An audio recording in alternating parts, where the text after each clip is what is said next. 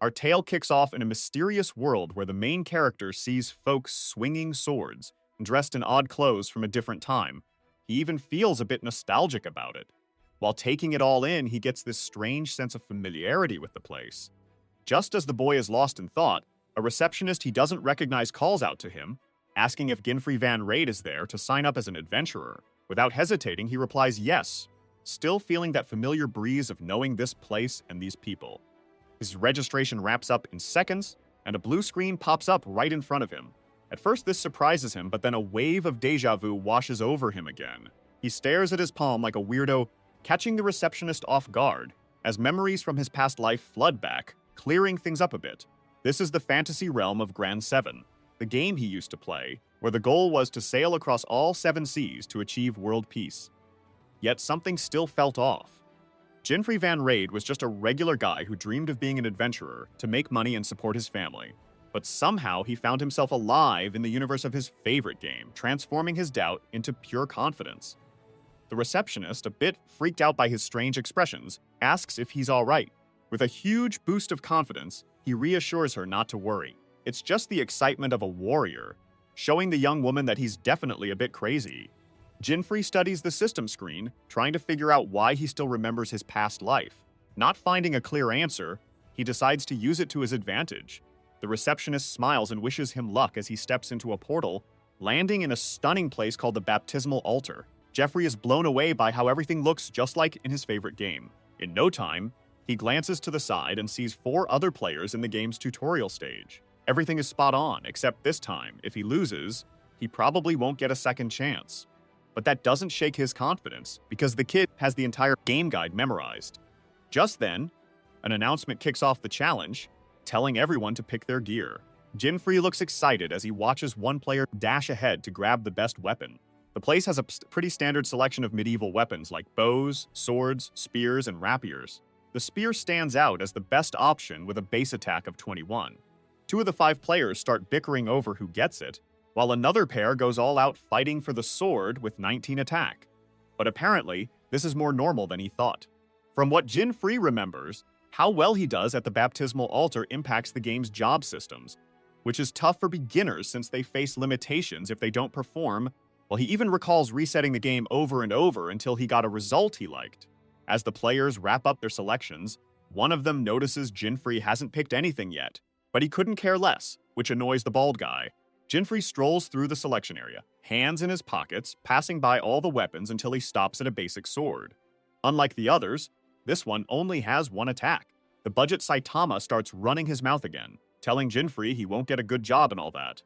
But ignoring the medieval Vin Diesel, the hero already seems to have a plan that's way beyond what anyone else could think of, because the knowledge of a random mob from the game can't compare to the full game guide he has memorized. Finally, he makes his choice, grabbing the Wari's sword in the tutorial. With that, the tutorial kicks off, lasting just 5 minutes. A few bugs show up, and the players need to take down as many of these creatures as they can. With that, all the adventurers get ready for battle. Ginfrey remembers this monster is called the Winged Centipede, which only appears in the game's first stage, and has a venom strong enough to knock anyone out. The bald guy mockingly tells the protagonist to at least try to survive until the tutorial ends. But the boy, who just doesn't get why this guy is being such a pain, decides to ignore him. The monsters start attacking from all sides against the adventurers. The boy notices that even the monsters' movements are just like in the game, figuring that if they're the same, their weak spots must be too. One of the winged centipedes lunges at the protagonist, who decides to use the game's critical hit feature. He pulls out his sword and aims for the creature's center, landing a hit that takes it out in 1 shot. Afterward, he strikes a cool pose, like a Power Ranger, surprising the other tutorial participants who didn't believe in him. With that perfect hit, he gets ready to move on, while the medieval version of the Rock grumbles, thinking it was just luck and can't believe what he just saw. At that moment, we find out that besides taking advantage of the critical hit system, the sneaky Ginfrey was also using a bug that only popped up in the tutorial. He explains that hitting the monster's weak spot with that specific little sword means all his attacks are 1-hit kills. With that in mind, the protagonist faces a swarm heading his way, but since he was the only one who knew about that trick, and it worked like a charm, the boy felt pretty confident. The other tutorial participants, unlike Ginfrey, seemed to be struggling a bit. while the baldy with the spear took down 2 monsters and started showing off, bragging about how amazing he was, and that he'd definitely land the best job after the challenge. The protagonist quickly realizes he was just trying to distract everyone to get ahead. Annoyed by that, he lost focus, giving one of the winged centipedes a chance to attack. But the boy, who isn't foolish, dodges smoothly to the side, making the monster growl in frustration and charge at him again. In that moment, he realizes this could be even more fun than it was in the game back in his past life, and he starts taking down the monsters one by one with ease. The 5-minute timer finally runs out. We see the group checking their individual performances to see what kind of job they could get based on their results. One participant was really frustrated because he hadn't killed any monsters and wouldn't get a job as an adventurer. Even the baldy with the spear chimes in, shouting, "Wow, 15, I'm so amazing. Oh my god, appreciate my presence." With a natural talent for being annoying, he remembers to go and mock the protagonist. The hero is calmly assessing his options until the budget Sectalma shows up, wanting to know how he did. For some odd reason, the protagonist is still surprised by the baldy being a nuisance again. And when the guy checks Jinfree's performance, he's just stunned. He can't believe his eyes. Not only can Jinfree pick all the best jobs in the game, but he also defeated 33 monsters with quote-unquote the worst weapon in the tutorial. Realizing he can't make fun of him, he just turns away, stutters a bit, and says, "I can be a swordsman too." Okay. Even after being interrupted, the hero still congratulates the baldy before refocusing. He remembers that swordsman and summoner are considered the top jobs in the game by most players. With that in mind, the protagonist finally makes his choice, getting a starter piece of gear as a bonus for his first job, revealing that instead of the usual picks, he would be a combiner. This choice shocks all the other tutorial participants. The baldy with the spear asks if the kid is stupid as usual, since that was literally one of the worst choices. But with a cheeky grin, Jinfree calmly opens his inventory, remembering that it all depended on how the player used that profession.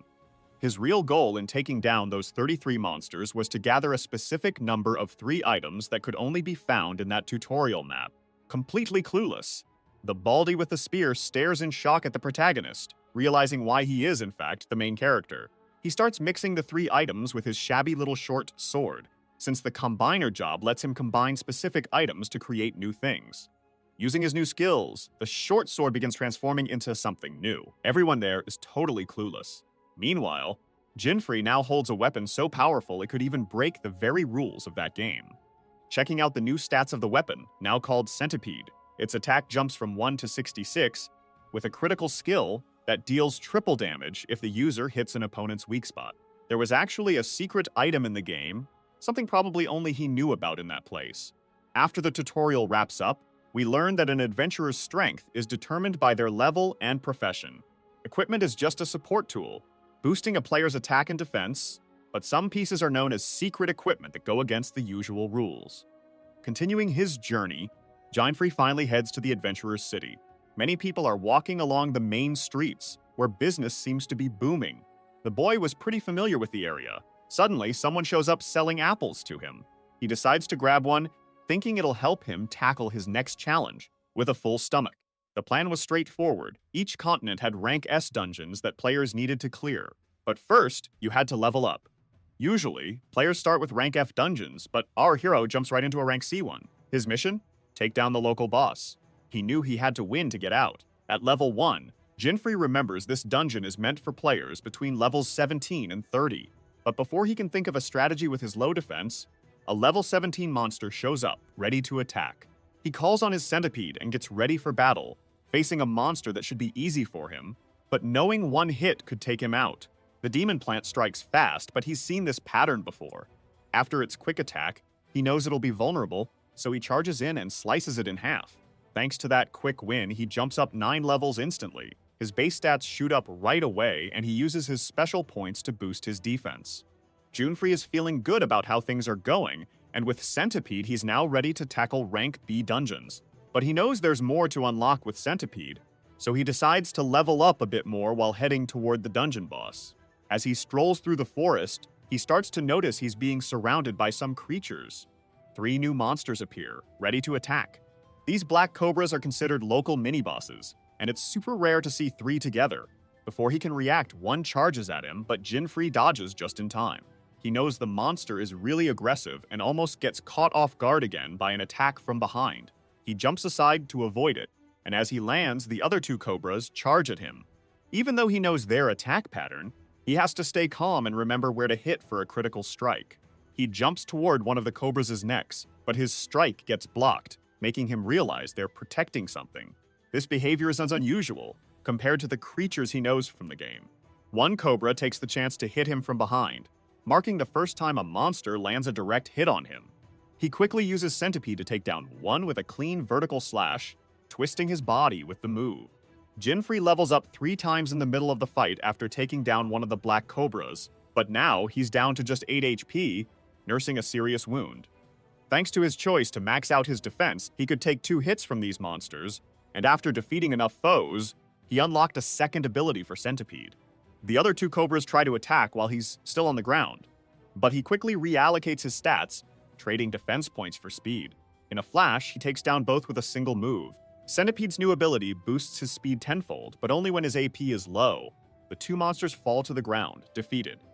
As Jinfree uses his style points, he realizes he can't afford to die just yet. He levels up to 17, the recommended level for this dungeon, and leans against a tree for a quick breather. He considers healing his HP, but knows that would cost him Centipede's speed boost, so he decides to push through the dungeon injured, since he has the experience and skills to manage. This wasn't just a game anymore. He realizes his wounds are real. Without hesitating, he charges at the next enemy, landing a quick hit on its weak spot and striking a cool pose as the monster drops behind him.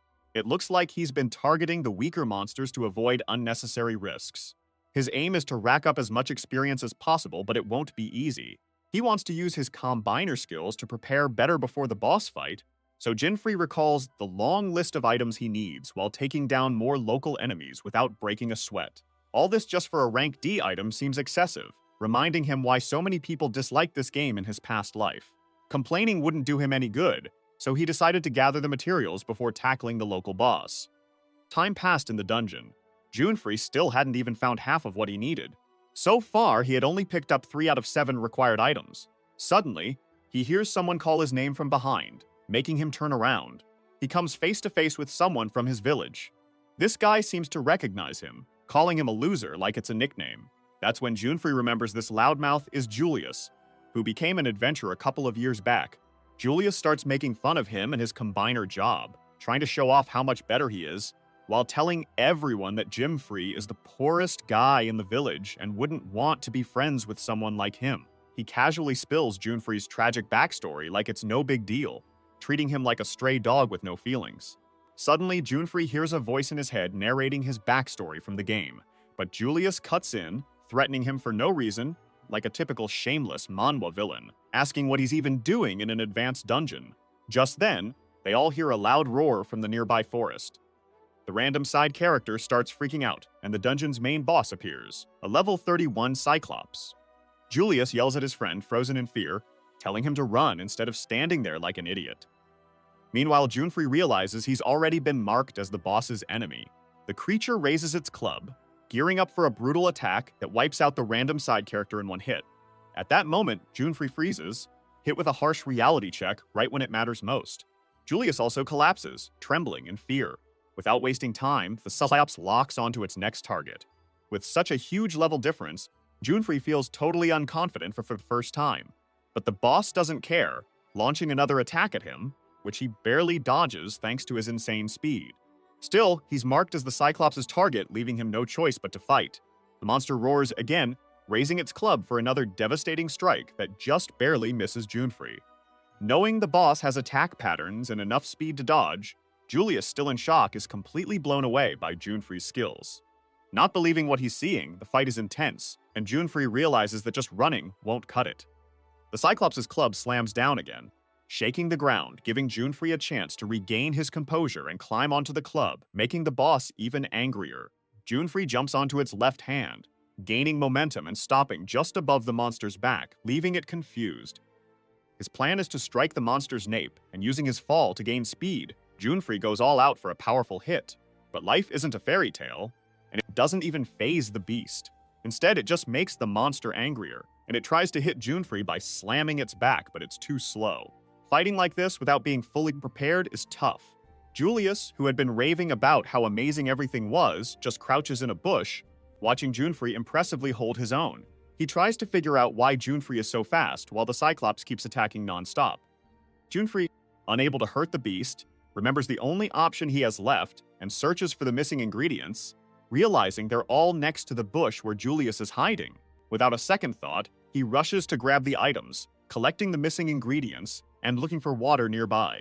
With everything ready, he finally uses his combiner skills to create a poison in a purple flask. Julius knows the monster won't go down from just any poison and tries to warn Junfrey that it won't work. But using the items he got from the snakes earlier, he makes an even stronger poison, surprising Julius with the skills he underestimated. Junfrey opens the poison flask and combines it with his centipede, which transforms into its true blade form.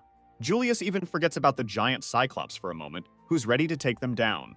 With his confidence back, Junfrey heads back to the battlefield. The club is raised high once more, but this time, the attack misses our hero.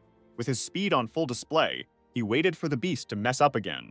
He dodged its fiercest attack with a quick move, leaping near its neck to set up a powerful strike. This caught the Cyclops off guard for the second time as he unleashed a flurry of quick slashes in the same spot, making the boss roar in pain. The creature tried to use its toughness to fight off the poison, but it wasn't enough this time. In a panic, the Cyclops kept trying to shake off the centipede's effects, but slowly its legs started to give out, giving the hero another chance to attack and finally end the fight. Calmly and accurately, he struck the monster right in the eye, landing a critical hit that forced it to kneel in agony. Jeffrey landed safely and struck a heroic pose as the Cyclops was defeated, while Julius was in disbelief, wondering if this was really the same guy he used to know. As the Cyclops' attention faded, the two locked eyes, and Julius, terrified of becoming the next victim, ran off. Junfrey, relieved his plan worked, finally relaxed. Thinking about his next move, he opened his inventory and saw he had earned 350,000 gold coins. That was a pretty hefty sum for a boss at that level, finally letting him help his beloved mother as he had planned. But beyond that, the real prize was something else, the Cyclops' Eye of Rarity Sea. It was pretty gross to carry a dead eye in his pocket, right? But with it, he could craft his next secret gear. Exiting the dungeon, Junfrey headed to a place called Flat Plane, which gave him a wave of nostalgia. The game's ultimate goal was to defeat the demon god across all 7 continents, starting with this one.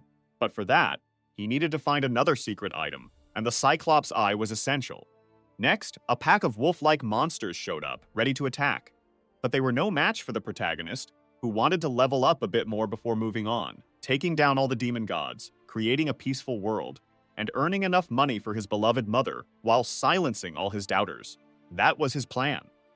To do that, he just needed to get stronger. Before long, rumors spread about a young adventurer who had taken down 33 monsters during the tutorial phase. The name Junfrey Van Raid was starting to gain recognition worldwide. People were buzzing about who this mysterious boy was and what he looked like. But Junfrey, unaware of all this, kept leveling up calmly on his own. He had already gathered the items he needed. However, one item was still missing. Cobalt bird feathers weren't from a rare monster, but they were what he needed. There were 7 dungeons on the first continent, 6 of which ranged from rank F to rank A. The last dungeon where the demon god lived was rank S. The area he was in had the best chance of spawning the cobalt bird, yet he still hadn't found one. So, the protagonist decided to take a short break and head to the city to gather some info, strolling through the streets while looking for a shop. One store caught his eye for some reason. He tried to open the door, but screams erupted from inside. Thieves rushed out, robbing the place and shoving everyone out of their way. One of them even pushed a small girl without a second thought, but the hero caught her just before she hit the stairs, preventing serious injury and feeling a bit annoyed at the crooks. The girl's mother thanked him, while the group of thieves fled. The grocery store owner then appeared, gritting his teeth in anger over the robbery, and started chatting with the boy about the group of thieves known as the Mountain Dogs Guild. This gang had turned the area into their own territory. Hearing this, Junfrey began to piece together why he hadn't found the item he needed yet. He listened to the merchant vent about how he was forced to close his shop for a few days, clearly upset. Watching everything unfold in silence, he started to weigh whether it was worth taking on an entire guild alone. But after what he had just seen, he was fueled by anger. Without hesitation, he followed the trail left by the shameless criminals. While searching the city's alleys, Junfrey finally spotted them. They were bragging about how they had robbed a bunch of local shops, This made him think there was a good chance some cobalt bird feathers were among the stolen loot. As he looked around more closely, his eyes finally found what he wanted: small blue-tinted glass jars. The thieves were also chatting about the adventurer who broke the record by taking down 33 monsters, as reported in the news.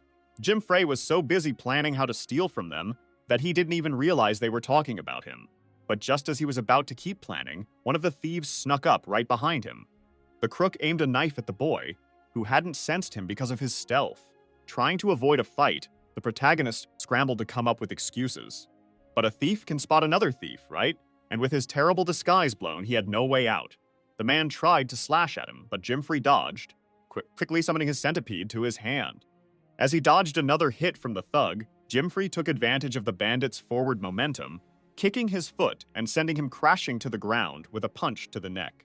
The noise drew the attention of the other bandits, who noticed a stranger snooping around. To avoid more fighting, Jimfrey decided to come clean, saying he was just looking for cobalt bird feathers while holding a deadly blade, which was definitely important when claiming he didn't want to fight. Realizing he wouldn't escape without a fight, he stopped pretending to be weak and charged in with full force. The Thieves' Guild drew their weapons. One of them rushed at Jimfrey, but the protagonist easily dodged and hit him on the nose with the blunt side of his blade. While the others watched him, hearing their friends scream in pain, another bandit tried to attack from behind. But Jimfrey ducked, avoiding the slash, and delivered a spinning kick to the thug's chest. Another thief lunged at him with a spear. The protagonist grabbed the weapon with one hand, yanked the guy closer, and landed a punch right in his gut, so strong that the system counted it as a critical hit. Meanwhile, a bandit with a giant axe tried to take advantage of his blind spot with an upward slash. Squatting down effortlessly, the protagonist dodged again and struck the thug's chin with the hilt of the centipede. He tried to explain that he wasn't really in the mood to fight, staring at 4 defeated thieves on the ground who weren't seriously hurt. Jimfrey once more insisted he only wanted some cobalt bird feathers, but for the first time, he was caught off guard by one of the thieves using a stealth ability, almost getting hit before he blocked the attack at the last second. This guy seemed way more skilled than the rest, sharing the same stealth ability as the first crook, and he was the one who had pushed the little girl earlier. They locked eyes, and the man introduced himself as Masuo, the famous submaster of the guild. Trying to intimidate the boy with his name, he claimed Jimfrey had surely heard of him before, but the protagonist replied that he had never heard of him. This infuriated the great submaster Masu, who decided to attack again. The hero noticed that the submaster's weapon was clearly of a much higher quality than the others, but Masu ignored his comments, continuing to threaten him with nonsense and claiming the boy probably got that sword by sheer luck. He insisted that what really mattered were an adventurer's skills, not their gear. Listening to all this, Jimfrey didn't even bother to try blocking the submaster's attacks, dodging almost effortlessly as a powerful slash hit the ground, cracking it slightly. Masu kept mocking the boy's abilities, pointing at him and commenting on how he was still wearing tutorial armor. But for some reason, his weapon was super rare, saying Jimfrey was weak but his weapon was strong. He remarked that the protagonist had probably never fought an experienced adventurer, summoning several floating daggers while continuing to talk trash, launching them all at once at Jimfrey, but he easily deflected them. Masu went on to explain that in battles between adventurers, the first step is to analyze your opponent's skills to gain an edge. Just by looking at Jimfrey's clothes, he could tell the boy was just a simple combiner. Because of that, he only needed to focus on the movements of the sword. He then challenged the protagonist to guess what profession he had. Without knowing his class, Jimfrey couldn't guess what moves he might pull in battle. But since the protagonist had the game's walkthrough in his head, he shrugged it off, casually claiming the guy was just a regular thief. This blatant disrespect made Submaster Mizuo snap, and he yelled that he was a summoner, one of the 2 top classes from the tutorial. Jimfrey felt a bit sorry for the guy who thought he was tough just because of that. He reminded himself that one wrong move against Masuo could cost him his life, so he decided to finish the fight quickly and not let his ego get in the way like before. He charged in fast for an attack, but before he could hit Mizuo, 2 bandits with stealth skills caught him off guard from behind, forcing him to flip away just in time to avoid a hit to his stomach. Using his dodge to close the gap, he slammed the hilt of the centipede into the submaster's weak spots. Mizuo only realized what happened after taking a critical hit, letting out a scream so loud it shattered nearby windows. With some foam at his mouth, his goons rushed over to check on him. Jinfrey tried to apologize for hurting the beloved submaster of the Mountain Dogs Guild and seized the moment to create a tense vibe among the thugs. He threatened the rest of them, demanding they hand over the cobalt bird feathers or end up like Masuo. The thieves quickly agreed to his demands. But in the background, a bunch of other people suddenly showed up, pointing at the hero. They joked that the kid was probably from a rival guild, which frustrated the protagonist as he found himself surrounded by even more people. Some bandits couldn't believe all this chaos was caused by just one person, especially seeing Masuo lying there completely defeated. They tried to wrap their heads around what happened, doubting a kid could beat Mizuzuo, and thinking Ginfrey must have taken him down while he was drunk. Hearing these ridiculous theories, the hero was shocked until a voice came from the back. This guy was clearly the strongest in the guild. All the thieves rushed to him, calling him master, and quickly explaining what went down. While they talked, Jinfu analyzed who this man might be until he finally grasped the situation, noticing Mazuzuo completely defeated on the ground. They locked eyes fiercely, and the man asked which guild the kid belonged to. The boy replied he wasn't part of any guild, and was there alone, surprising the master of the thieves. After hearing this, he laughed a bit, saying he liked the kid and offered him a spot in his crew, leaving the protagonist speechless. He added that normally he would have beaten the kid up, but since he took down Mizuo, he clearly wasn't weak. Yuna invited Jinfrey for drinks at the bar, but he immediately rejected, swatting a man's hand away with disdain, saying he was only there for cobalt bird feathers. He belittled their gang and demanded what he came for, which clearly angered the master of thieves, who shook with rage. The boy kept throwing truths at him about how his members preyed on the weak, and in an instant, the man pulled out a giant axe, preparing to strike, smashing the ground, and kicking up a cloud of dust from the impact. He then said he changed his mind, saying it was the first time he saw someone so reckless, and that the boy would become his subordinate by force. Jinfrey realized that judging by that last attack, this guy was definitely not just a common thief, as he dodged another swing from him. Poon took advantage of his movement to follow up with another axe swing from below. The protagonist flipped backward with a somersault, knowing that if this opponent used class abilities, he could be in serious trouble, so he had to act fast. He charged in with a lateral attack, crouching to gain momentum, surprising the man for the first time with a solid hit to his right side. The attack didn't take down the master, but now he knew he couldn't underestimate the kid, who stared back at him with equal intensity. The man then unequipped his axe, leaving the protagonist confused for a moment until he finally realized what his class was. The man was a fighter, boosting his physical attributes for 3 minutes after putting away his main weapon. The guild cheered, seeing their master fight seriously, and they locked eyes again. The master threw a jab with his right hand, aiming right at the protagonist's face. The kid managed to dodge just in time, but the punch shattered the wall behind him. Knowing one of those punches could wipe him out in a single hit, the man kept attacking, getting ready for another jab, while shouting at the boy to intimidate him. But Ginfrey stood his ground, glaring back fiercely, then landed a critical hit with the centipede to the man's stomach. With that blow, the master of thieves screamed in pain, leaving his lackeys worried. As he collapsed to the ground defeated, the thugs were left in shock, with one of them wondering if this kid was really the adventurer from the news. Finally realizing who Ginfrey actually was, they stared at him without fear. This threw the thieves into a complete panic, realizing they had been fighting against the protagonist of the story. The hero then tried to speak to them. Before he could say anything else, everyone took off in a panic, leaving him puzzled about how they all knew his name. He decided to just grab the cobalt bird feathers and return the stolen stuff to the merchants. After that, he headed to the rank B dungeon, easily taking down the local boss before approaching an altar.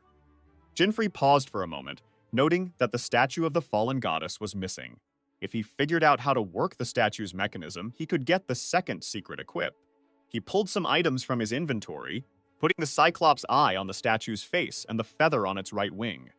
Once he activated the secret mechanism, the statue started crying happy tears that fell into a golden chalice. He finally got his item, Lucifer's Halo, which had 2 passive abilities, mind reading and magical perception. With those powers, it made sense why the challenge was tough.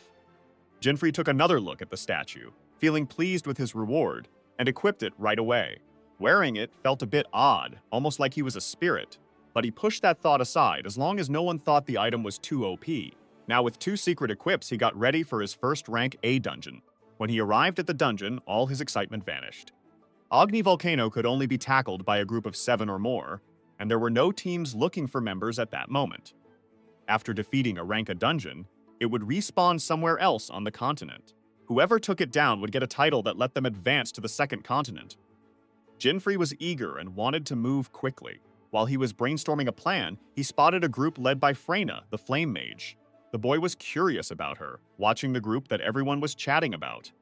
At that moment, Lucifer's halo activated its mind-reading ability, showing that Freyna was eager to enter the dungeon, but still needed one more member, which got our protagonist excited again. He approached while they were talking, and politely asked if he could join them. Everyone found the halo on his head pretty strange. Even without it, he sensed that they thought he was odd. One of the members explained they weren't ready to explore the dungeon yet, and asked him to leave.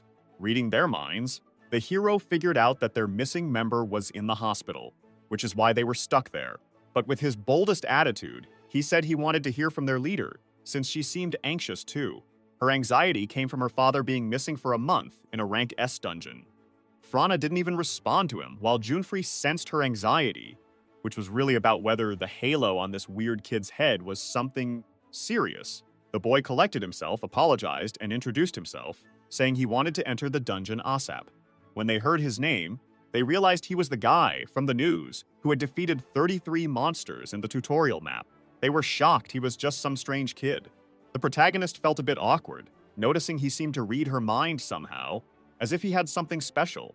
It felt like this boy had been through a lot. Because of that, the girl finally seemed motivated to explore the dungeon, telling him he could join their group. But if he turned out to be useless, they would leave him behind. Jinfrey felt a bit more relaxed and got ready for the challenge. The group made their way through the volcanic terrain of Agni Volcano. They put our protagonist at the front, figuring if anyone had to take a hit, it should be him.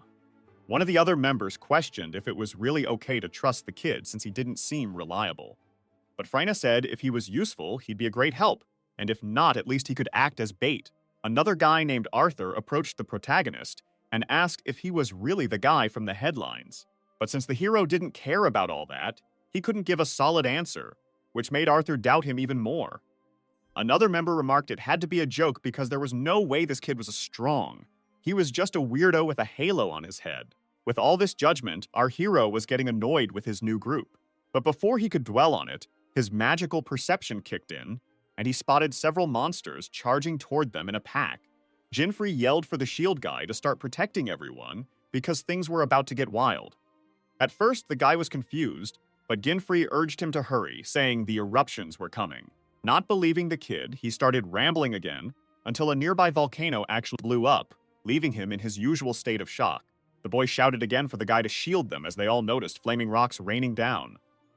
Finally, the shield guy decided to stop messing around and used his reflective guard ability, creating a barrier around the group. But with the rain of fire, they still had to hold their ground for a bit. Freyna told everyone to stay put, taking charge of the situation. She got ready to cast a spell called Meteor Ember, making a huge magic circle appear under their feet while pointing her staff up. With a burst of her magic, she pushed the falling stones away with a powerful gust of wind. Everyone went quiet, watching her, and the protagonist was starting to be impressed by her skills. But then, a crack appeared in the ground beneath them, causing the ground to give way a sense. Arthur nearly fell into the hole that opened up. Thanks to the hero's quick reflexes, he grabbed Arthur by the wrist. They both looked down into the abyss below, but the rocks kept crumbling, causing Jinfrey to slip into the hole with Arthur. As they tried to figure out how to save themselves, they landed hard on something soft. That something turned out to be a level 38 creature called Cottonbat, which had been sleeping soundly. The kid remembered that his new secret item gave him a ton of luck, and maybe that's why they hadn't died. But he spoke too soon, forgetting the beast was no longer asleep. Telling Arthur they needed to get off the monster fast, they stepped back and prepared to face the bat. The protagonist explained some of its abilities, one being impact absorption, and because of that, their fall might have made it even stronger. Arthur pulled out his little dagger, saying he didn't need the basics explained, and the hero warned that the fight was about to kick off. The bat screeched loudly, sending some rocks flying toward them with the sound waves. But the protagonist dodged them, saving Arthur. Trying to get Arthur to take him seriously, Jinfrey raised his voice and drew his centipede. Arthur, realizing his situation, understood that if it weren't for the protagonist, he'd already be dead. grasping the real danger of fighting in a dungeon. While he was thinking about that, the boy took down the giant monster effortlessly, not even fully grasping what just happened. All he knew was that his kitten hit had killed the bat without breaking a sweat. Freyna from above cast a spell, confirming that her companion was still alive. Watching everything unfold, the woman began to realize that Ginfrey was truly someone special. Some members had asked if they should go down to get Arthur, but Freyna stopped them, saying that would just tire the group out, reminding everyone why they were there, to defeat the demon god. Since they all shared the same goal, it was only a matter of time before they reunited, assuring them not to worry about Arthur, who was also her brother, trained by her. Meanwhile, the hero and Arthur chatted for a bit, and the protagonist found out they were searching for their father in the dungeon. With tensions easing, they decided to move on. Arthur asked if they wouldn't go back to the surface to take the normal route, but Ginfrey warned him that at his current level, he wouldn't stand a chance and would just end up dead. So, he planned to take a break to level up a bit further down, inviting Arthur to join him if he really wanted to get stronger. Arthur followed him, excited about the idea but was shocked by what he saw. A flock of flaming bone birds gathered together. All the birds were even higher level than the bat, making it tough to take them all down at once. But the protagonist grinned mischievously, drew his centipede, and quickly sliced through several of them in an instant. Arthur was taken aback by the protagonist's strength, and one of the birds tried to attack him from behind, but he dodged, falling to the ground and quickly getting back up, pulling out his bow and aiming a deadly shot at the bird's skull. He hit the creature perfectly. Since it was just one bird and not the whole flock, it wasn't a problem. In a one-on-one fight, he could hold his own. Arthur decided to check on Ginfrey, and when he turned around, he saw that the rest of the creatures were already taken care of. The protagonist was happily munching on the loot, and even offered some to Arthur. Noticing he was scarfing down food way too quickly, he realized he needed to eat 50 to get a mysterious buff. But just as he was about to keep going, something big started coming their way, a fire salamander. This was a mini-boss in the dungeon known as the Salamander. At level 45, Ginfrey began to feel sick from all the food he had consumed, which ended up lowering his stats by 30% after he threw up. Arthur just stood there, watching the whole embarrassing scene. While the protagonist explained that this creature was a subspecies that got stronger by eating humans, the salamander, uninterested in their chat, struck with its fiery tail, hitting Arthur and slamming him against the cave wall. Arthur got worried, but he quickly got back up and reassured the boy he was okay. The protagonist decided to take charge of the fight, facing the mini-boss as usual. The boy noticed that the mini-boss might also be weakened from eating recently. And suddenly the salamander started throwing up. A human skeleton tumbled out along with some odd items. Ginfrey had expected this since he knew the game's lore, but Arthur, witnessing this, panicked and froze up. The protagonist sarcastically dared the mini-boss to fight before it could vomit again. As Arthur broke down in tears, calling for his dad, the Halo's passive ability kicked in, and the hero sensed a sudden, deadly intent from his companion, who was staring at the monster with a creepy look. Arthur charged forward with 2 small daggers, grabbing the salamander's attention while Ginfrey tried to calm him down. But Arthur got hit again by the same attack, sending him flying back even harder. Still fueled by rage, he quickly got back up and readied himself. Seeing this, Ginfrey knew he had to step in and told the boy to get a grip. Arthur, blinded by his thirst for revenge, begged his friend to let him go, but Ginfrey refused. He shouted, asking what would happen to the rest of Arthur's family if he died out of stubbornness, snapping him back to reality and making him see the real danger they were in. The protagonist tried to explain that he didn't have to fight alone, but Arthur was still furious. He finally revealed that the skeleton the salamander had vomited was actually his father, the one he and his sister had been searching for. The Halo sensed Arthur's emotions shifting as he crumbled inside. In that moment, Arthur apologized to Ginfrey for yelling and then turned back to the salamander. Ginfrey asked Arthur if he was a hunter, wanting to know if he could use the Warcry ability, and what items were in his inventory. Arthur replied that besides his hunter gear, he also had cotton bat feathers for some reason. Ginfrey explained a bit about the hunter class's passive ability to gather materials and then shared his plan. If everything went well, they could take down the salamander together. With both characters ready to team up, the battle kicked off again. A tense vibe settled in the area. Arthur steadied himself as he faced the monster that had eaten his father, while the salamander focused on the protagonist, who asked Arthur to buff him with Warcry. Arthur began casting his magic, boosting Ginfrey's stats by 30 for 5 minutes. The salamander started to sense something was off as Arthur handed over the cotton bat feathers to his friend, who, now feeling better, charged at the mini-boss. The salamander had a lot of health, so it was easier to take it down with multiple attackers. Since that wasn't an option, the boys started landing quick slashes to poison the monster, which seemed to work well. Meanwhile, Arthur shot arrows right into the creature's forehead. Knowing the monster's weak spot, the hero was thankful to have someone attacking from a distance, since handling that beast alone would have been tough. Arthur kept shooting arrows while Jinfrey struggled to land his slashes.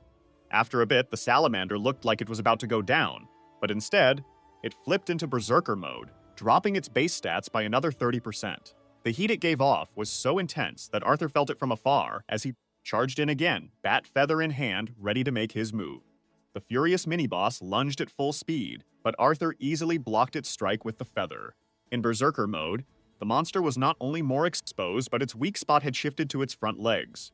Knowing this, Arthur fired an arrow at one of the legs while the boy attacked as well. The mini-boss let out a scream of pain, and Arthur realized they just needed a little more time to finish it off. The salamander started shaking from exhaustion, and they both paused their attacks for a moment. Ginfrey noticed that the flames on his body had dimmed, a clear sign that the salamander was in bad shape. But thanks to its healing powers, the salamander would bounce back soon, making Arthur realize just how monstrous this mini-boss was, the same one that had taken down his father. If their plan didn't work, they'd be in serious trouble and needed to wrap this up fast.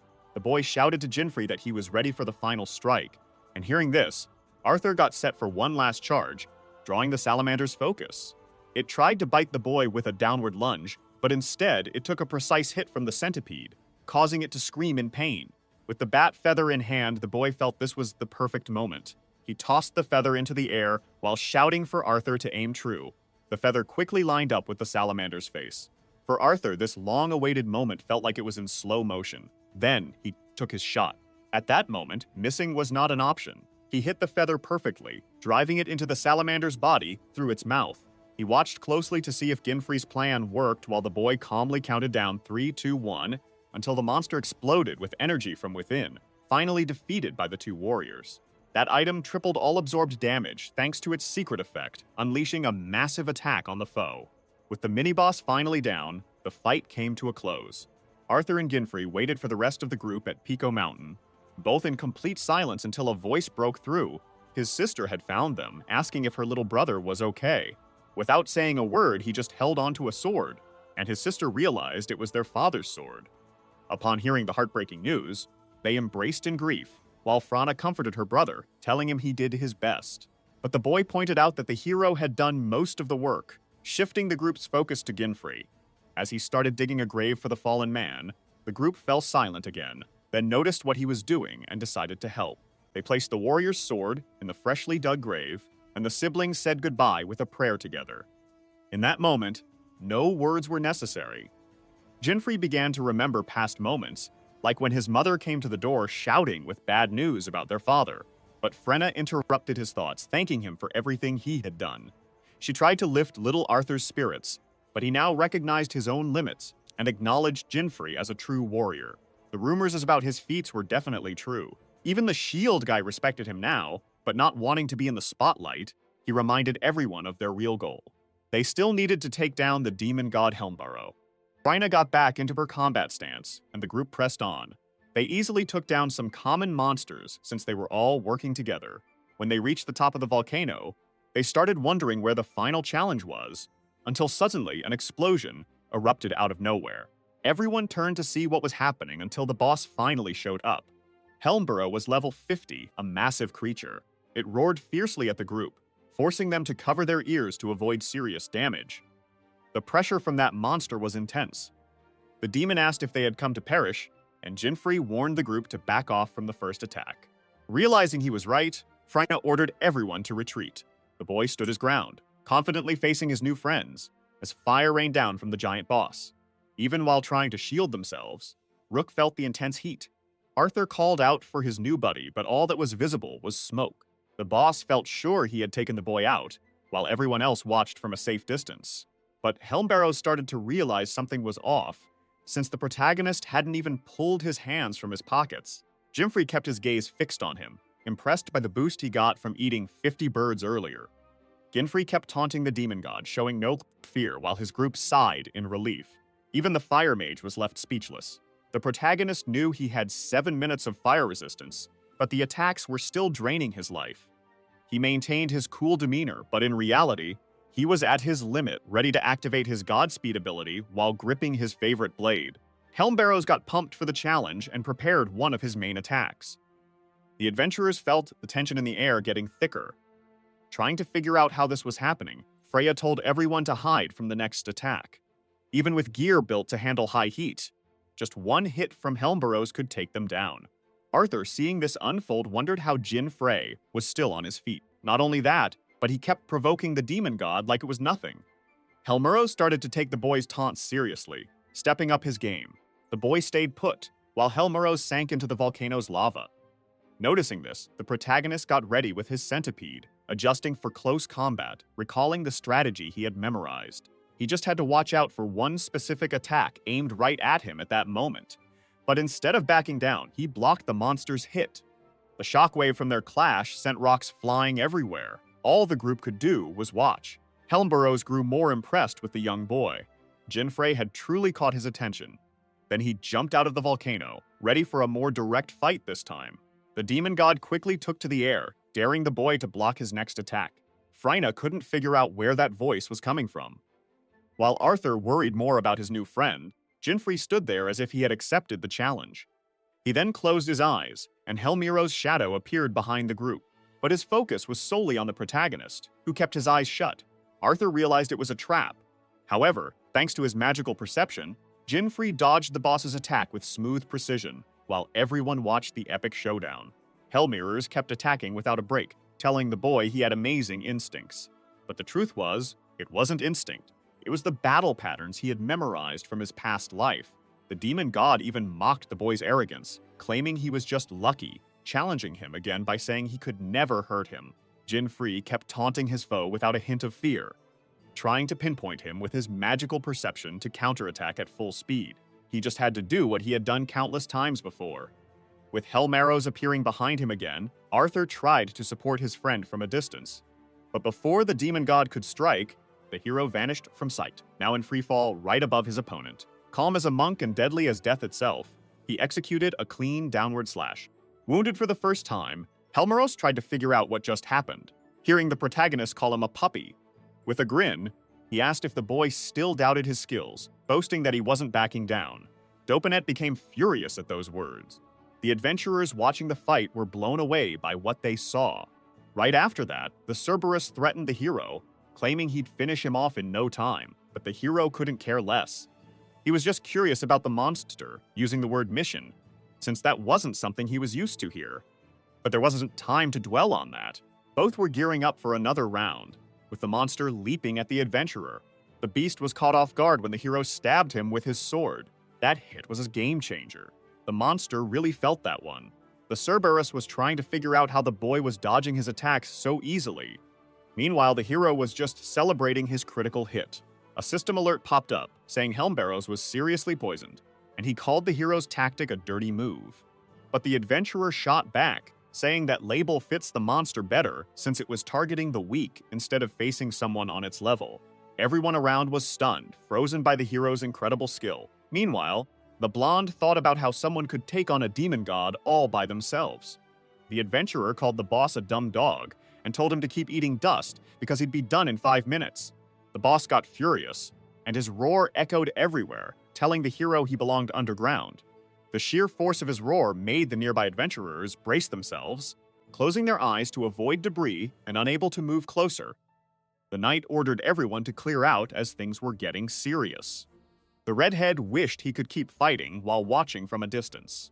A fire blast from the monster shot straight at Jinfrey, causing him to lose sight of him. But there stood the hero right in front of him. The adventurer wondered about this attack since it was only used once in the original game, unlike what was happening now. Then the Cerberus claimed the hero was using some kind of magic to sense his attacks. But Jin just said it didn't matter because the monster was making excuses for losing. The boss was panting angrily and getting ready for another strike, while his heads bragged about who they were and where they came from. The hero was taken aback by their claims. The adventurers around them were left speechless by what was unfolding. Finally, the Cerberus split into 3 separate monsters. Even Jin was shocked, realizing he'd never seen anything like this during his playthroughs. With no time to think, the monster started attacking again. Our hero got annoyed with the endless onslaught, but he figured it didn't matter how many there were, because he could predict all their moves. Now the split monster shouted that the human would be the first to go down. Jin looked back in surprise. Suddenly, a boss appeared, attacking rapidly. The adventurer was worried as his health was critically low. He couldn't take even one hit. Our hero kept dodging, doing everything he could to avoid getting hit.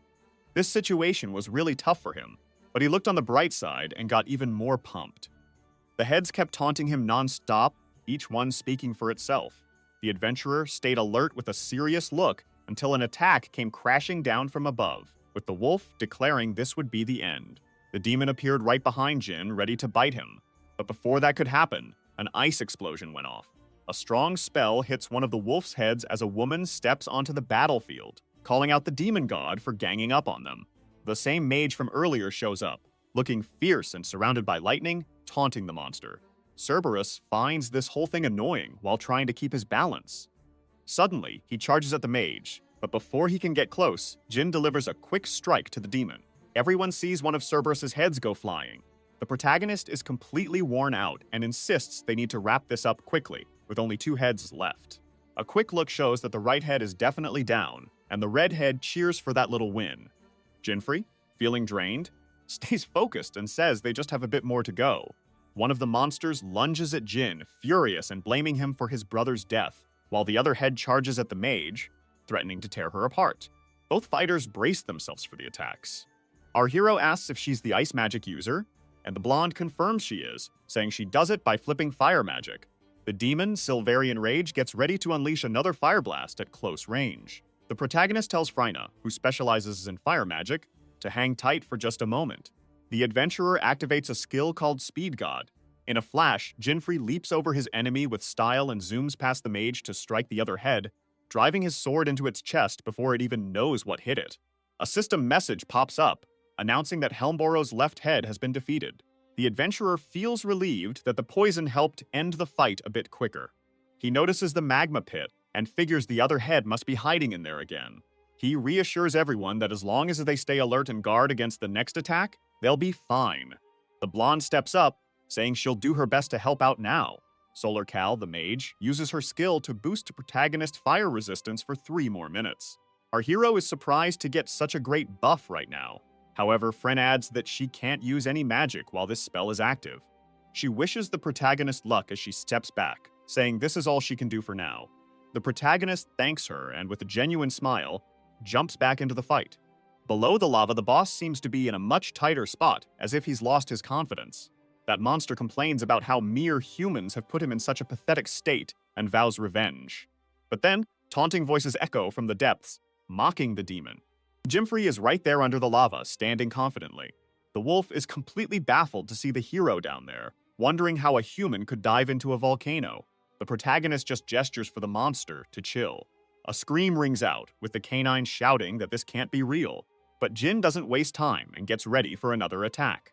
The villain can't believe he's being humiliated like this. But before he can finish his thought, the hero rushes past him, slicing him like butter.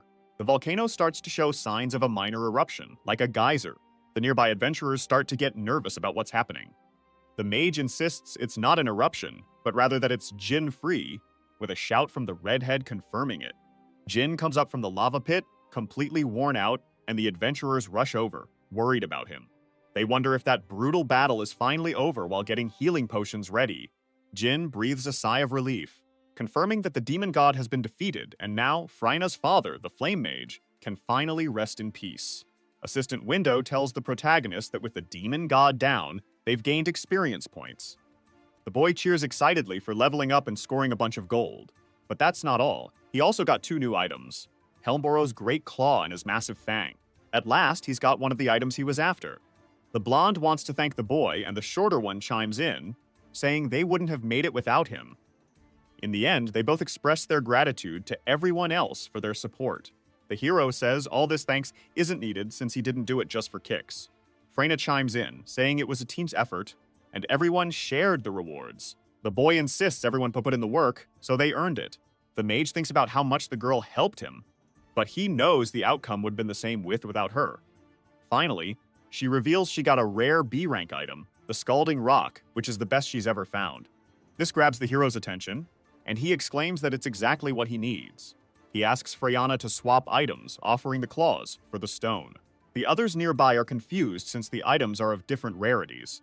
Freya questions this too, noting that the boy's item is much rarer, but he insists he really needs the stone. Getting the picture, the woman decides to give him the stone for free, making him super happy. The adventurer celebrates, thrilled to finally get this item. She watches him with a smile, feeling happy for his joy. His system window pops up, showing that Freyna now feels a bit drawn to Jin. Meanwhile, Jinus is feeling jealous, which makes the protagonist a bit uneasy, but he shakes it off and focuses on his main goal, pleased with the stone he just got. Next, he plans to head to the second continent as he makes his way to the Tower of Wishes. Then, the rogue from the central city of the first continent speaks up, saying they've decided to return to the city to handle some things while their father is away. The boy comes over, saying that next time they meet, he'll be way stronger than the protagonist and thanks him for everything. Smiling, the hero says he can't wait.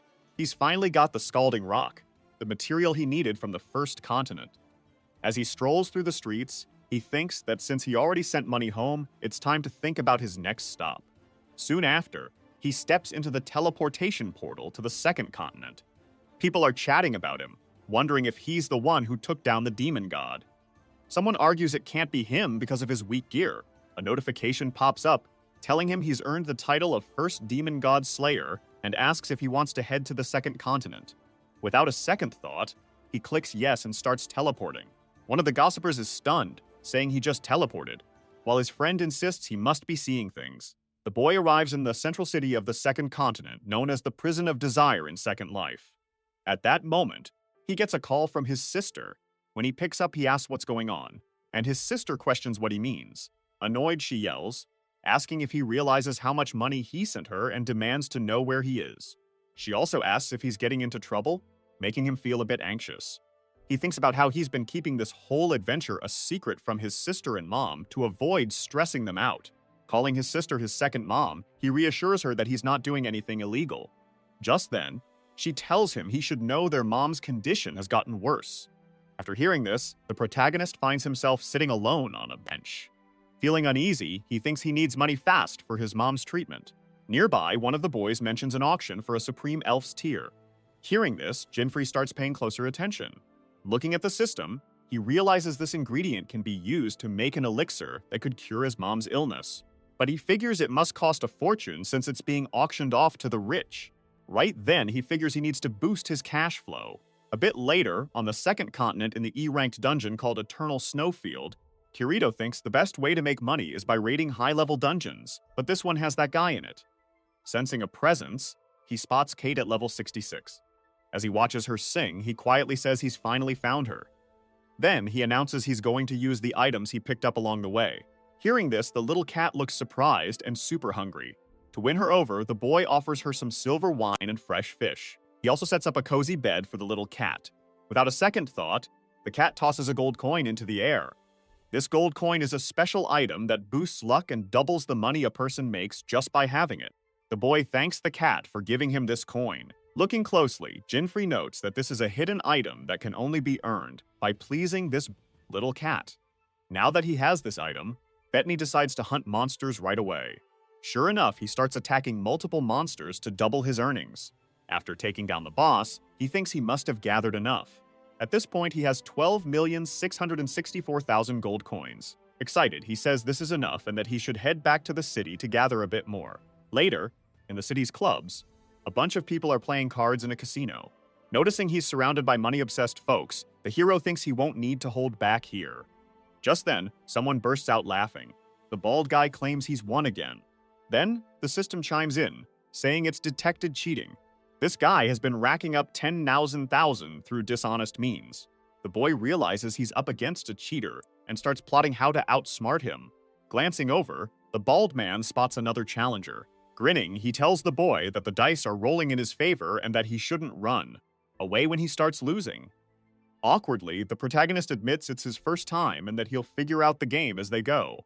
Hearing this, the bald man is happy and says the boy can go second if he wants and set the betting amount. The system then warns that the bald man's buddy is also a cheer. The game is called Casino Queen, where two balls are rolled and each player picks two numbers. If they hit one number, they win half. If they hit both, they win double. If no one hits, the game keeps going. As the game kicks off, the hero says he'll pick red 36 and black 8. Then he announces he'll bet 10 million thousand, which shocks both cheaters. Noticing the silence around him, he asks if he should say it again. With confidence, he repeats that he's picking red 36 and black 8, betting 10,000.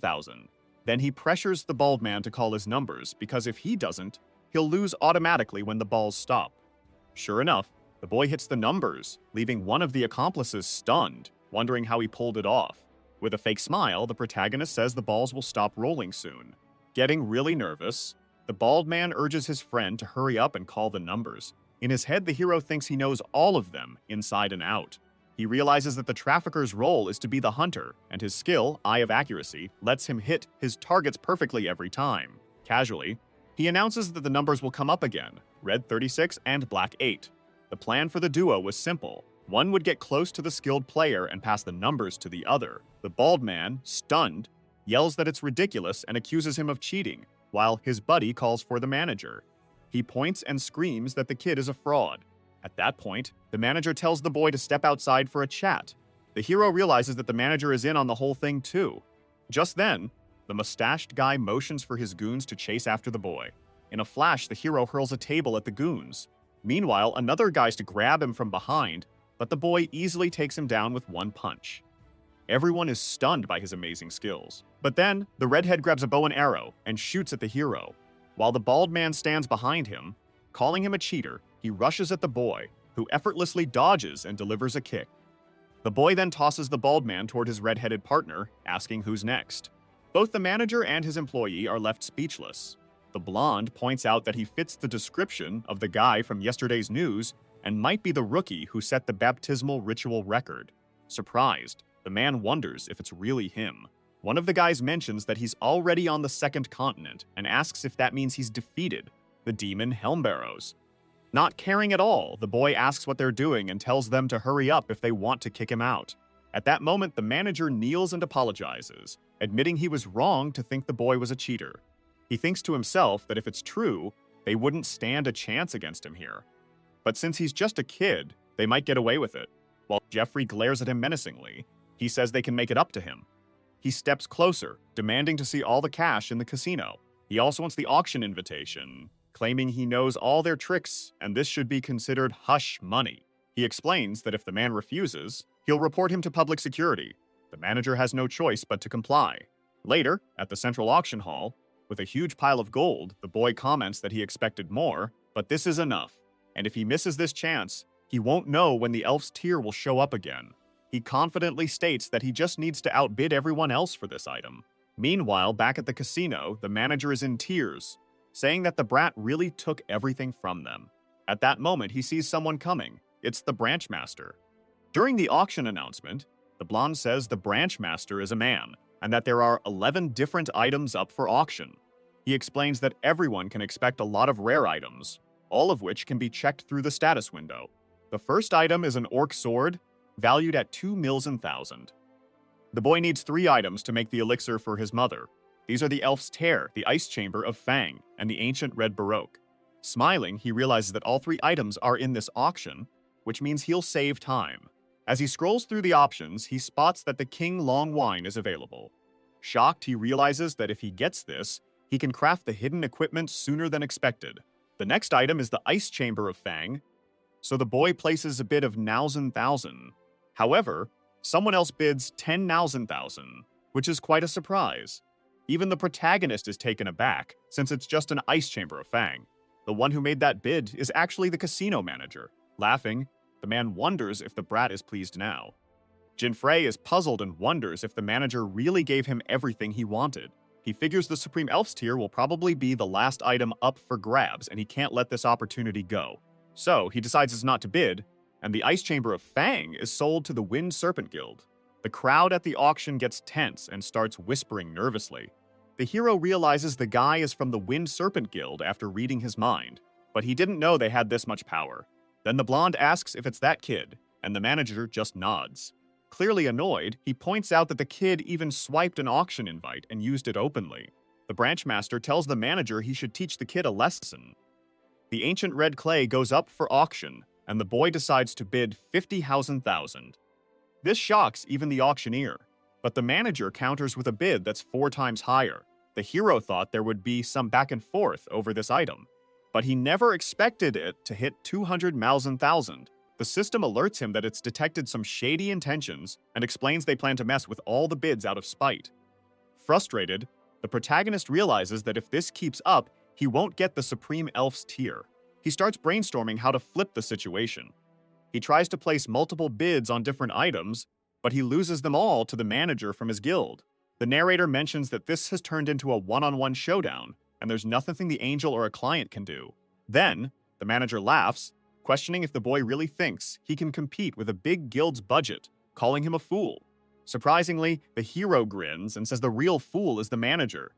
Soon after, the auctioneer announces they're moving on to the final item, the Supreme Elf's tier. He mentions it's an incredibly valuable item, and that bidding will start at 50,000. The hero jumps in with a bid of 500,000, 10 times the starting bid. One of the guys is stunned by how big the opening bid is. Feeling confident, the protagonist thinks he's finally going to snag it and won't let this chance pass. Annoyed, the manager says this won't change anything and that they'll just double their bid. He announces they'll bid 1,000, but the auctioneer asks him to hold on for a moment. The blonde explains that the guild's representatives can't bid on this item. Hearing this, the boy starts laughing. Nervously, the blonde apologizes and tells them the manager has hit the maximum bid limit. He clarifies that a bidder can only win up to 5 items, and the guild has already hit that limit. The manager, furious, stutters as he questions what kind of rule this is. He insists he's a regular at these events, and this is the first time he's heard of such a rule. However, it's explained that this is a special auction approved by the Adventurers Association. Even though it's a hidden and unusual setup, the rule against certain people manipulating rare items is strict. The hero speculates that the manager didn't even know this was a special auction. The manager shakes with anger while the branch master stays quiet. Then, the blonde announces that the item has been sold. He congratulates the hero with the angel's halo, saying he won the Supreme Elf's tier, while the hero asks him not to call him that. Seeing the manager's defeat, he's furious and questions if the hero knew about this all along. As he gets ready to cast a spell, he declares that he may have been kicked out of the casino before, but this time will be different. The boy stands up and tells him to take it outside and not drag innocent people into it. He calls out to the old manager, telling him to stop casting that spell if he understands.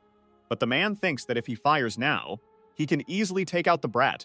The branch master steps in, saying the kid is right, and if they get violent, the association will come after them.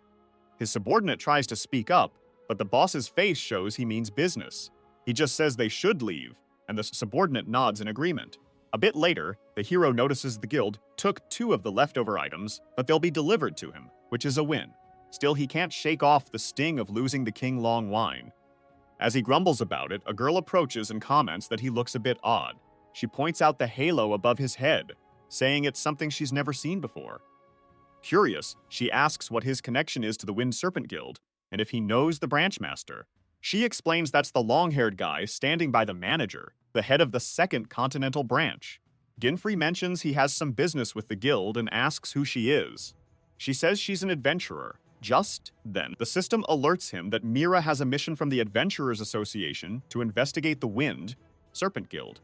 Surprised, he realizes she's one of the 8 guardians. These are S-rank adventurers recognized by the association. They can take on requests for big rewards. Remembering this, the girl feels nostalgic about how she used to do association requests just to kill time. Ginfrey tells her they've already left, but she says she'll track them down after asking one more thing. Changing her stance, she wants to know where he got the thing floating above his head. Shocked, the hero wonders if she really doesn't know about hidden gear. Playing it cool, he asks if she's talking about the thing above him. The system then reveals that his unusual gear has sparked Mira's interest. It also notes that Mira thinks the halo is cute and wants one. Feeling uneasy under her gaze, she asks what's wrong. Nervously, the boy says it's a long story and would take a while to explain. Mira shrugs it off, saying it's fine, she'll just check it out herself. As she leaves, she thanks the hero.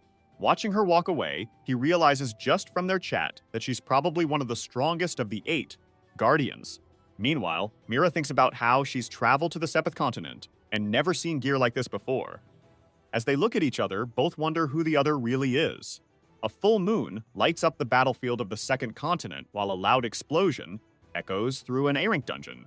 This is the site of a land wrecked by moonlight. The system notifies him that the level 80 giant goblin boss has been taken down. With that, Jimfrey gets a thick, greenish glove with lots of stitches. It's the A-rarity Goblin Thief Gauntlet effect. When an enemy is down, it allows you to steal an item from their inventory. The protagonist thinks leveling up here is easy, but decides he should find another piece of gear before moving on. This gear would help him snag items from other adventurers. In the distance, 2 guys are visible, a knight in heavy armor and a short man in a suit next to him. The hero notes he needs the Goblin Thief Gauntlet to steal the King Long Wine, which is key for crafting his next secret gear. Basque has been tracking these 2 adventurers with magic, waiting for the perfect moment to strike. In the background, a woman watches, wondering if Jin is also after her targets. She also questions if the protagonist might be part of the Wind Serpent Guild. But before they can react, the warrior and the modern guy slip into the fortress through a secret passage. The grand full moon that once lit up the battlefield now shines over a landscape filled with glowing white flowers. A system notification pops up. Private location, natural habitat of the Wind Serpent Guild. The guy in the suit, feeling a bit awkward, asks the knight what he thinks about this investment. After a short pause, the knight replies in a dull tone that it might fetch a decent price. The suited man jumps in, saying this could really help the knight's investments and speed things up. Jin pops up behind the shorter guy, casually asking if he enjoys growing flowers.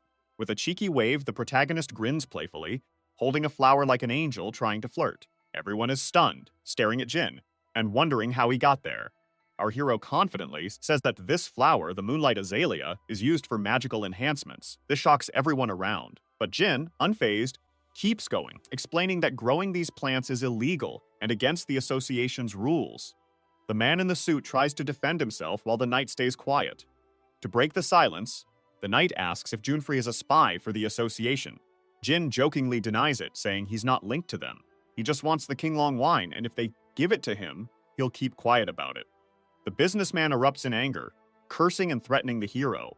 He quickly prepares a huge attack, summoning dark and purple lightning. In a flash, the protagonist appears right behind him, leaving the man stunned by his speed. The woman watching from afar struggles to grasp what's happening due to the distance. Jin mockingly says he's not here to fight, just to negotiate a fair deal. The subordinate, speaking with authority, refuses to hand over the wine, threatening Jin with a dagger. Jin isn't one to snitch, but if they don't cooperate, he'll have to report them to the association. A furious shorter man charges at Jin, ready to stab him. Jinfrey easily dodges the attack and strikes his opponent's neck, knocking him out cold. The woman watching is amazed by the protagonist's skills while also wondering what kind of weapon he has. At that moment, the knight gets excited and sarcastically praises Jin's attitude. He then draws his sword, gearing up for battle, declaring he won't hold back. A window pops up, showing the warrior's details. Simon Bradbury, Wind Serpent Guild, 2nd Continent Branch Master, level 97, occupation, warrior. Jinfrey, equally pumped, gets ready to fight. The woman watching is now curious about the protagonist's weapon, closely following his moves. Both fighters lock eyes under the moonlight. With quick movements from both sides, the battle kicks off. Jinfrey versus Simone. Their swords clash, creating a thunderous sound in the arena. The hero notes that Simone's level is higher than his, and the fight heats up. Fast sword movements light up the fight like a dazzling display. Jinfrey starts to realize his opponent is no ordinary warrior. He sharpens his focus, taking on a tenser stance.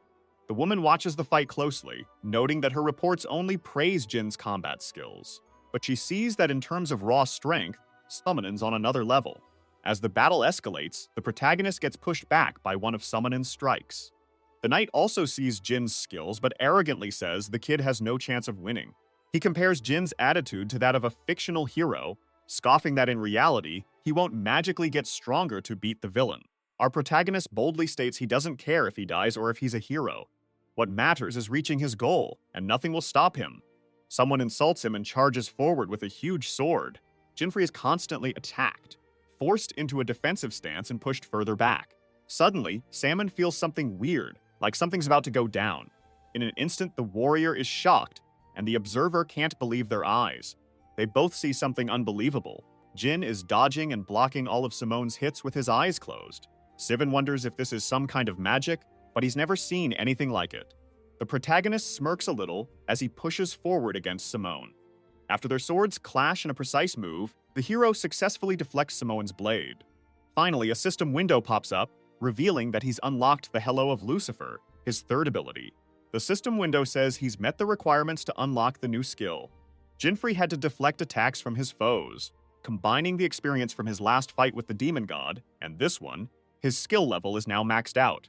The hero thinks it was smart to gain experience before this fight, feeling lucky to level up now. But while he's bragging, Jin gets caught off guard and takes a hit from behind. Simon moves effortlessly, hitting the hero before he even notices.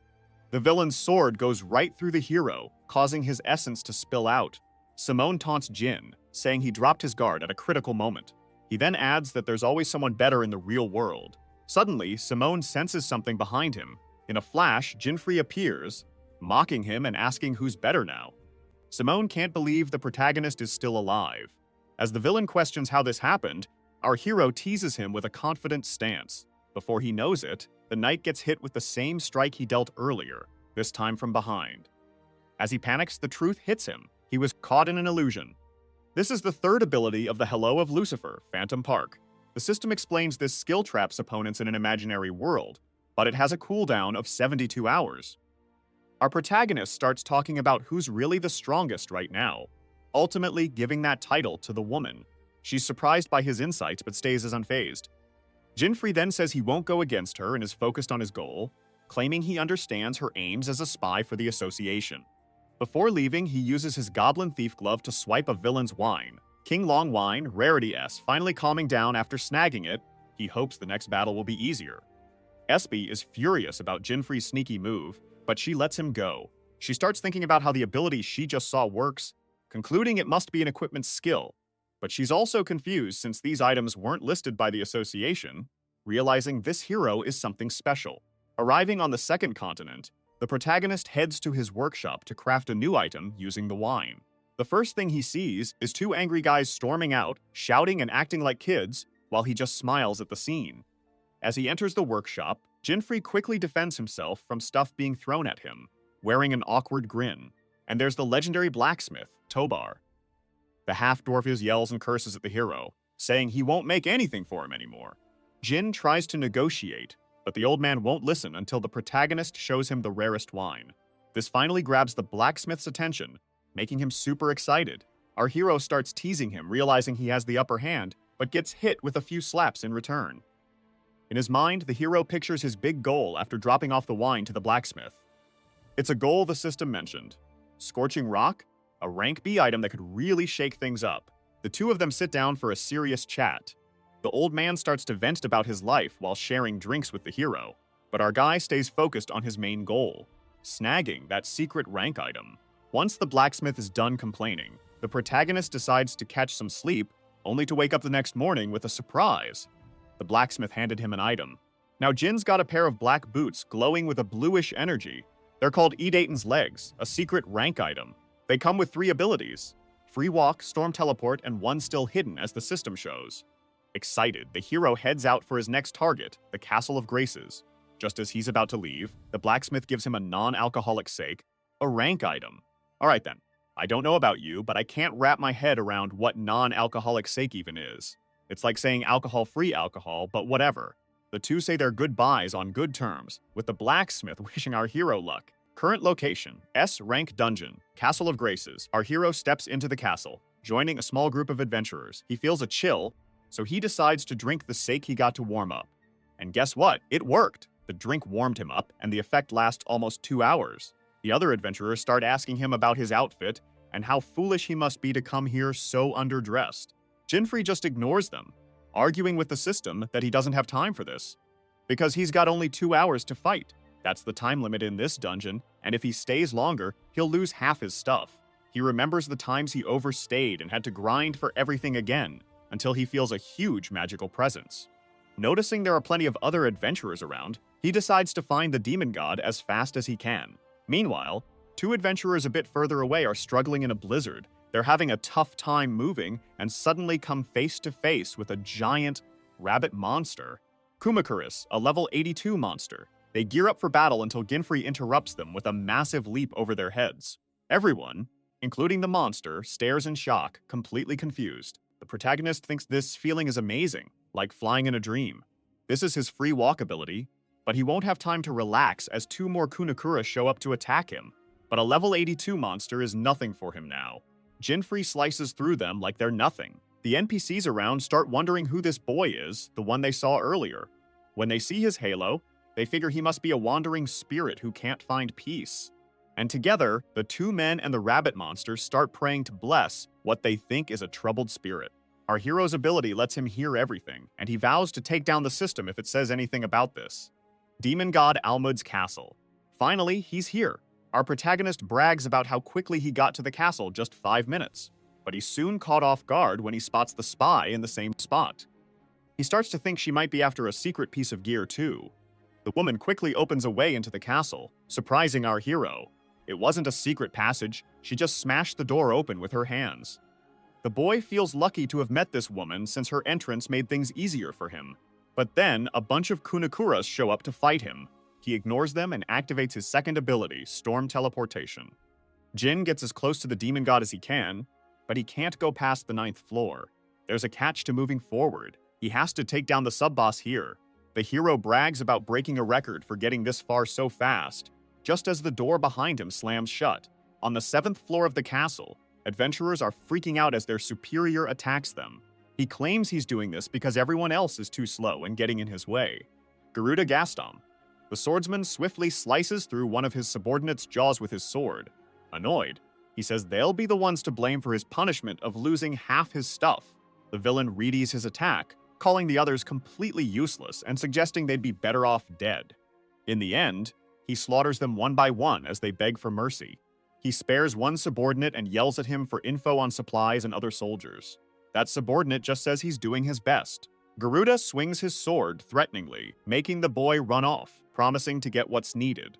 It turns out that defeating other adventurers extends his time in the dungeon, which is the villain's plan from here on. Garuda, the swordsman, regrets that his ally, Summon, got captured by the Association Girl, as that'll mess up his plans. But he doesn't feel threatened. In this place, the dungeon's time limit protects him. The Castle of Graces really is stunning. The protagonist keeps pushing forward, taking down every monster he meets while bragging about his new gear that gives him amazing mobility. But he feels a bit uneasy with the magical presence looming above him, even stronger than the demon gods. He continues without a hitch until he faces the intermediate boss. A door swings open and the spy is still there. Our warrior quickly hides, realizing he almost forgot about her, but the second magical power makes sense now. The gray-haired woman finds it odd that there were no monsters around until two ice golems show up to attack her. These golems are the intermediate boss. The woman stays calm and performs a simple summoning, Sylphid. Even for a summoner, this kind of summoning takes a lot of magical power. In a hurry, the woman defeats the monsters with a single combined strike from her summon. Energy swirls around the golems, and with a simple fist-clenching motion, both explode. Ginfrey is amazed by her incredible power, noting she's on a whole different level. Once the intermediate boss is taken down, an ice door appears. This signals the start of the battle against the demon god. The woman wastes no time and steps in calmly. The protagonist thinks she's looking for someone and feels lucky she doesn't want the demon god. Just then, the girl senses him nearby, but when she looks, he's gone, thinking it might have just been her imagination. Refocusing on her goal, the protagonist finally comes face to face with the final boss. A boss stands surrounded by the bodies of other adventurers who tried to take him on before. Jin greets the monster as a system window pops up. Second demon god Ulmud, level 100, skill Polar Deathcloak, reduces the power of all heroes present by 20%. The bluish monster laughs as he looks at Ginfrey, calling him just another life stockpile. An adventurer pleads for his life in front of Garuda the swordsman. Garuda simply tells him to shut up and accept his fate. With a quick swing of his sword, he suddenly found it blocked by someone. That someone was the spy who had been lurking in the dungeon. Now, Garuda faces a tough opponent, along with 3 elementals, the water Undyne, the fire Ifrit, and the wind Sylphid. The woman gets ready for battle. The swordsman is shocked that she can summon 3 spirits at once, and quickly asks her name. She introduces herself as Mira Goldland. As one of the 8 guardians of the association, she's ready to put him in his place. Back to our hero, the system announces that the sword's 3rd ability is now unlocked. The boss is furious, yelling threats at the hero, saying he'll turn him to dust, bone by bone, before transforming sprouting ice wings and laughing maniacally while showing off his flying skills. But the hero isn't scared because he can fly too. He mocks the boss, saying the view from up here is amazing, especially from above the monster. The demon is taken aback, wondering how long the hero can stay so calm. Next, he conjures a massive ice trident, Despia, and attacks the hero at lightning speed without pause. Remaining cool and unfazed, the hero calmly says, "3rd ability of Centipede, Collapse." Collapse lets the sword turn into a liquid form, allowing it to morph into any shape. This means the only limit is the wielder's imagination. The monster brags that dodging won't help the hero, but then the hero lands a precise slash with a giant sword, easily taking down the monster. Poison Gate of Hell. The 2nd demon, God Ormond, has been defeated, leaving plenty of time to spare, 1 hour and 21 minutes, setting a new record for Jinfrey.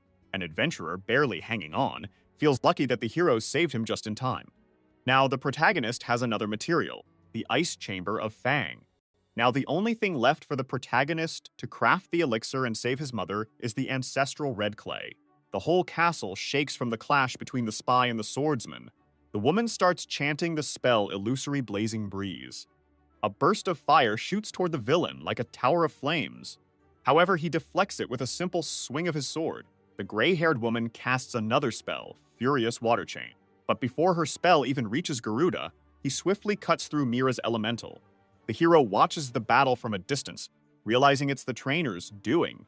Observing both fighters, he notes that the swordsman is also a strong hero, wondering if he's part of the guild.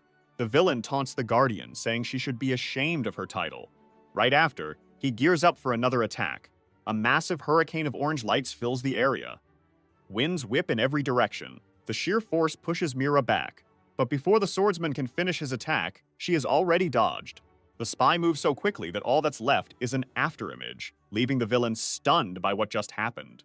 She continues, saying the villain was foolish to choose this path, and that she'll show him how a real attack is done.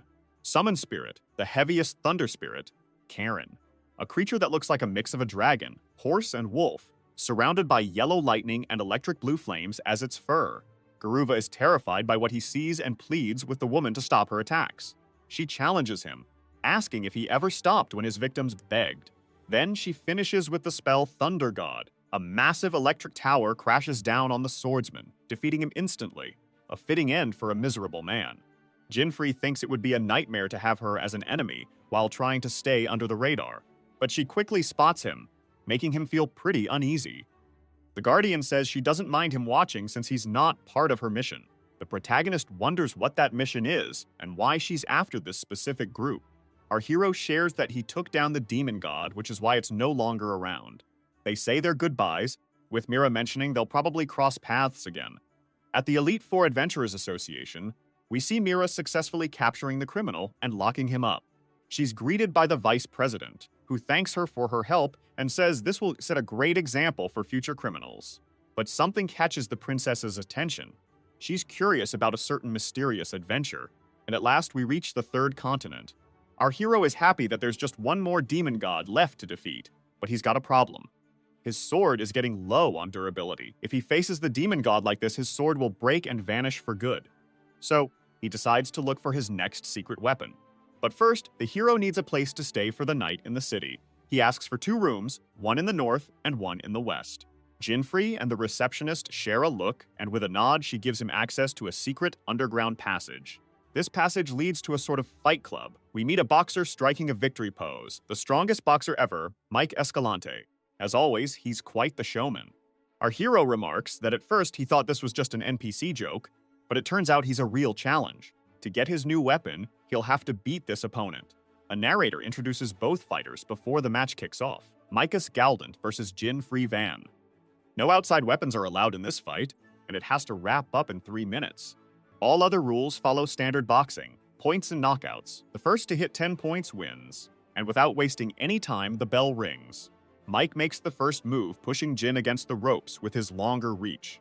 The shorter fighter has to keep dodging as the giant opponent throws punch after punch. But the protagonist knows this guy and can tell he telegraphs his attacks.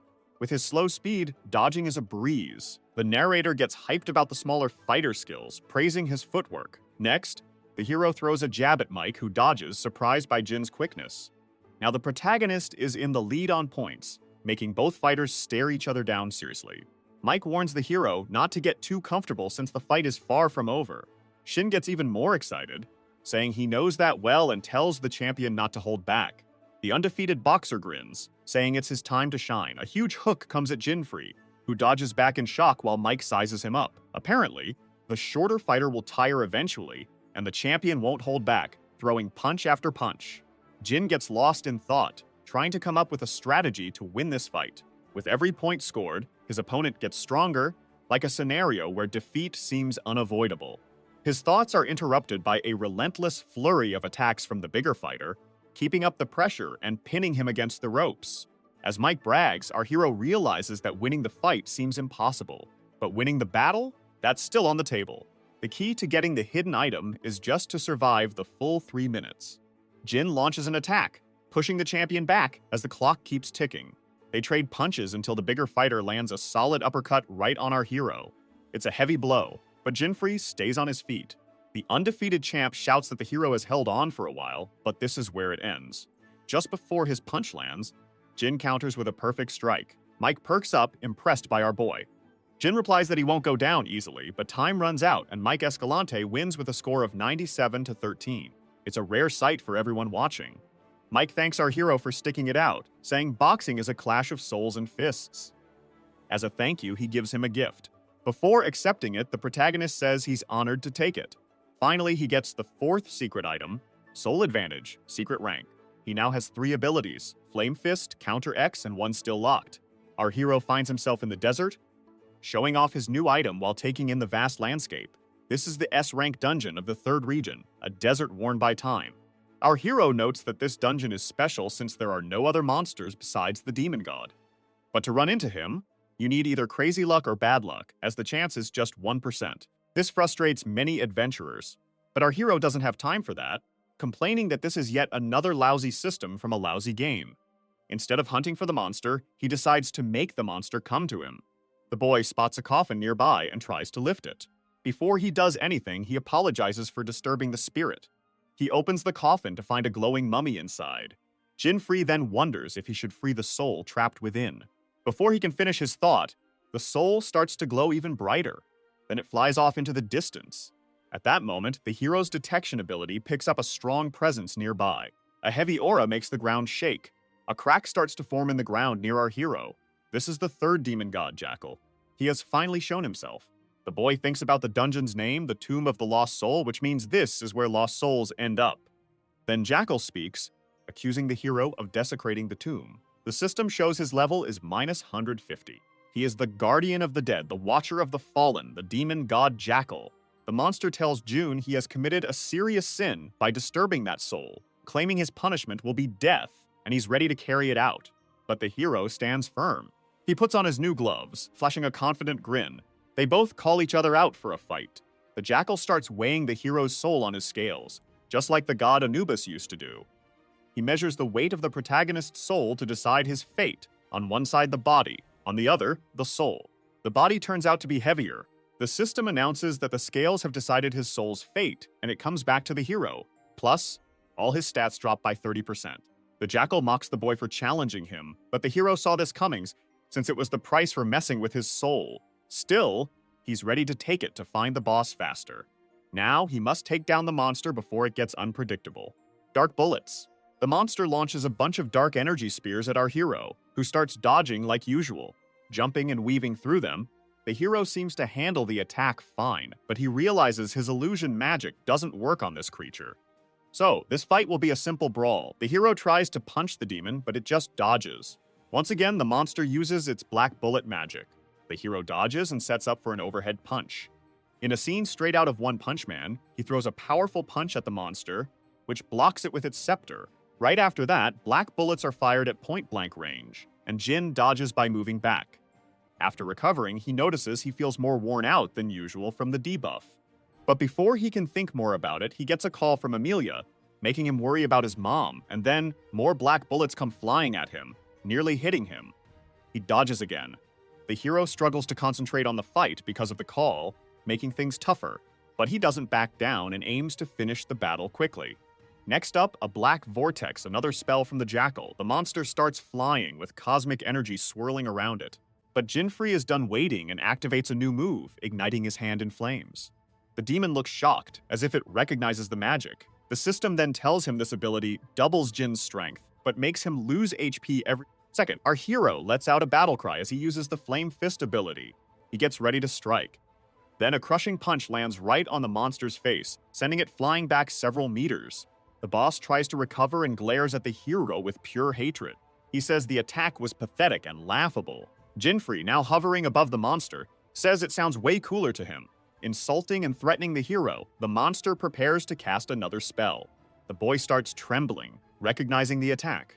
From the spell, a massive fist comes out of a kind of spatial portal, Measure of the Night. The fist hits the hero directly in a spectral way, as if striking him in multiple spots at once. Jin is sent flying, crashing through everything in his way, showcasing the jackal's invisible hand power. He ends up in a pile of debris, beaten and covered in smoke from the flames and impact. The protagonist thinks he expected something like this, since monsters in this world have different new attacks than the originals. And once again, Emilia calls him. This makes him even more anxious and frustrated, wanting to wrap up the fight fast. Praising our hero, the jackal says Jin is smarter than he looks for predicting the attack.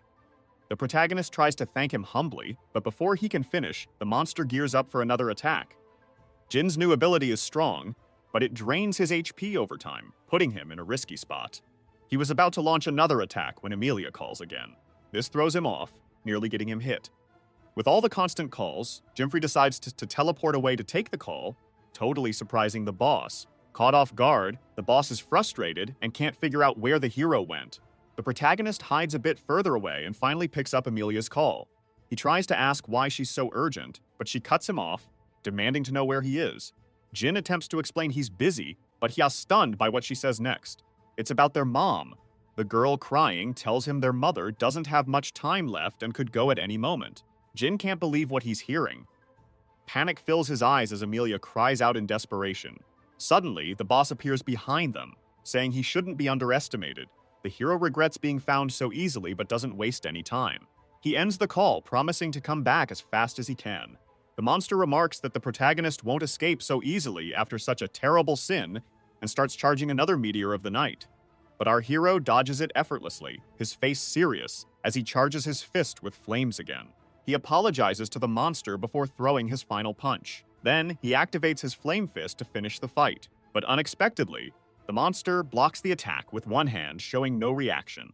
Calling the hero a fool, he shouts that this attack won't even come close to defeating him. The protagonist stands in shock, unable to process what just happened. But before he can think, another meteor is launched at him. However, he dodges and starts setting up another trick. Flame Fist may double his attack, but it's time to activate another ability. Soul Bandage.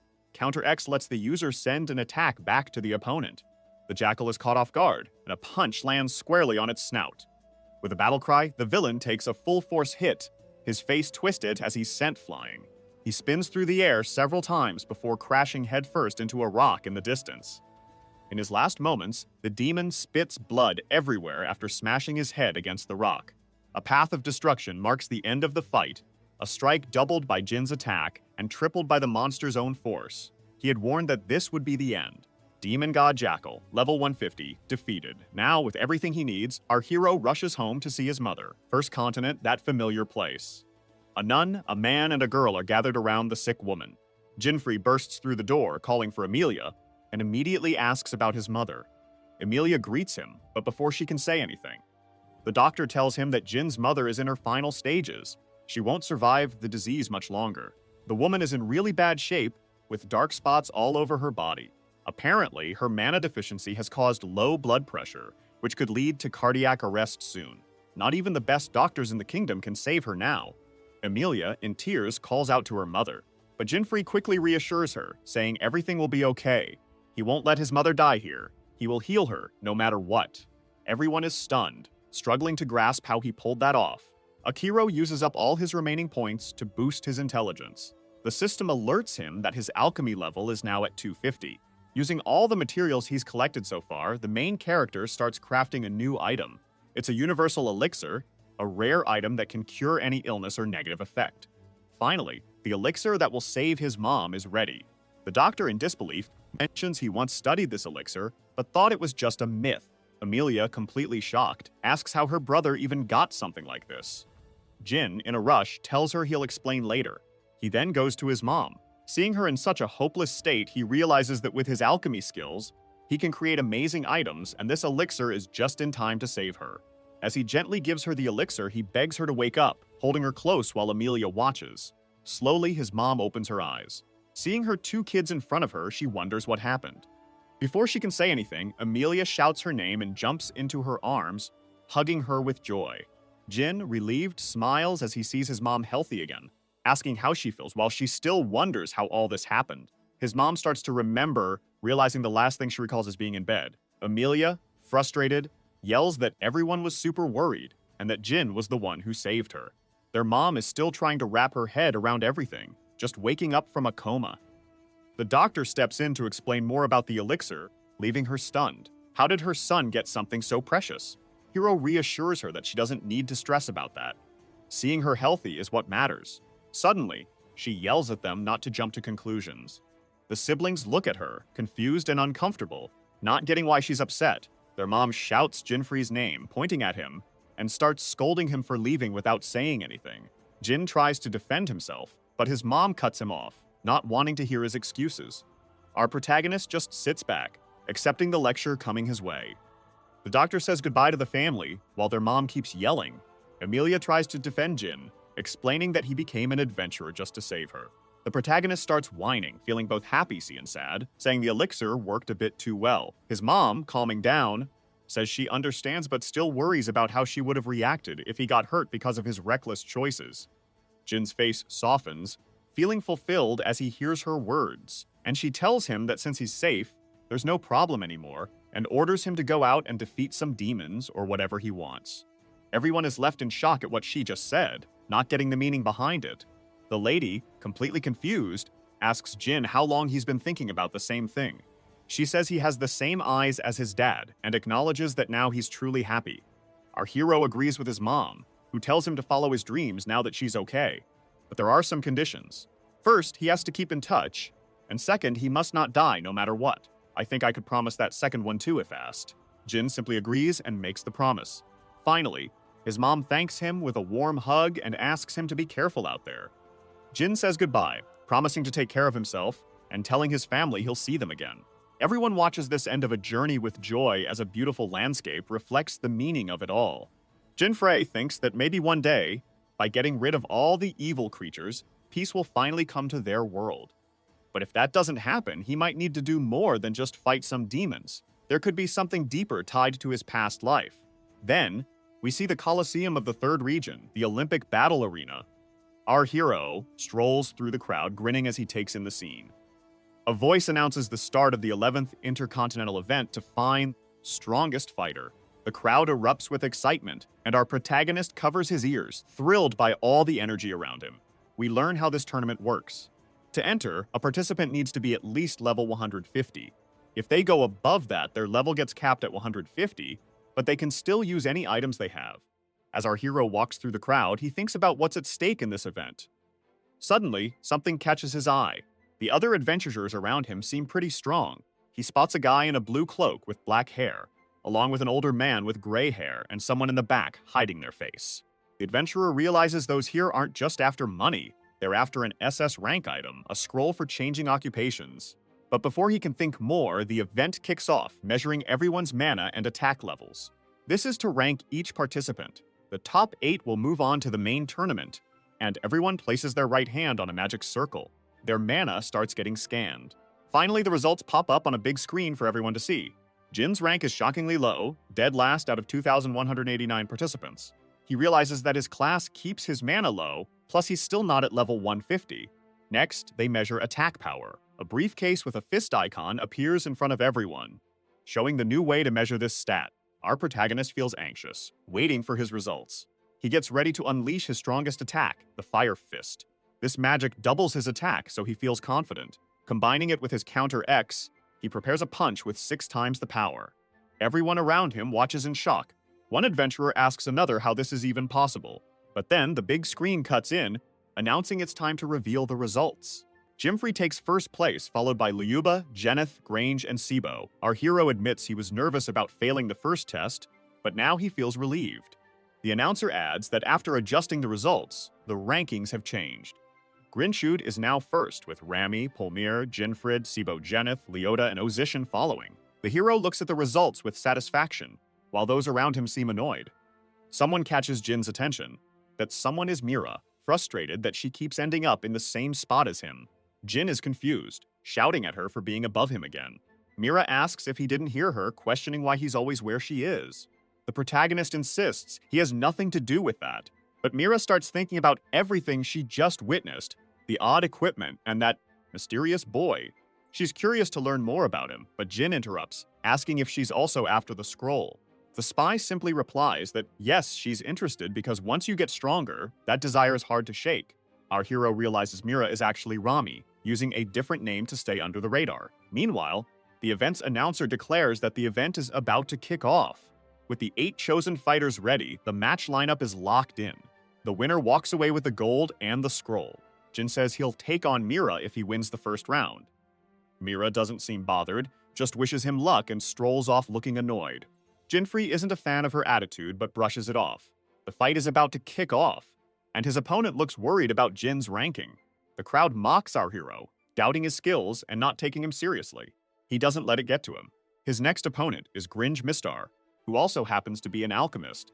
The audience points out that Gringe is actually the leader of the Silver Demons Guild, a really powerful guy. He makes his own gear to guarantee victory, so Jin doesn't stand a chance. The narrator announces the fight is on with both fighters ready.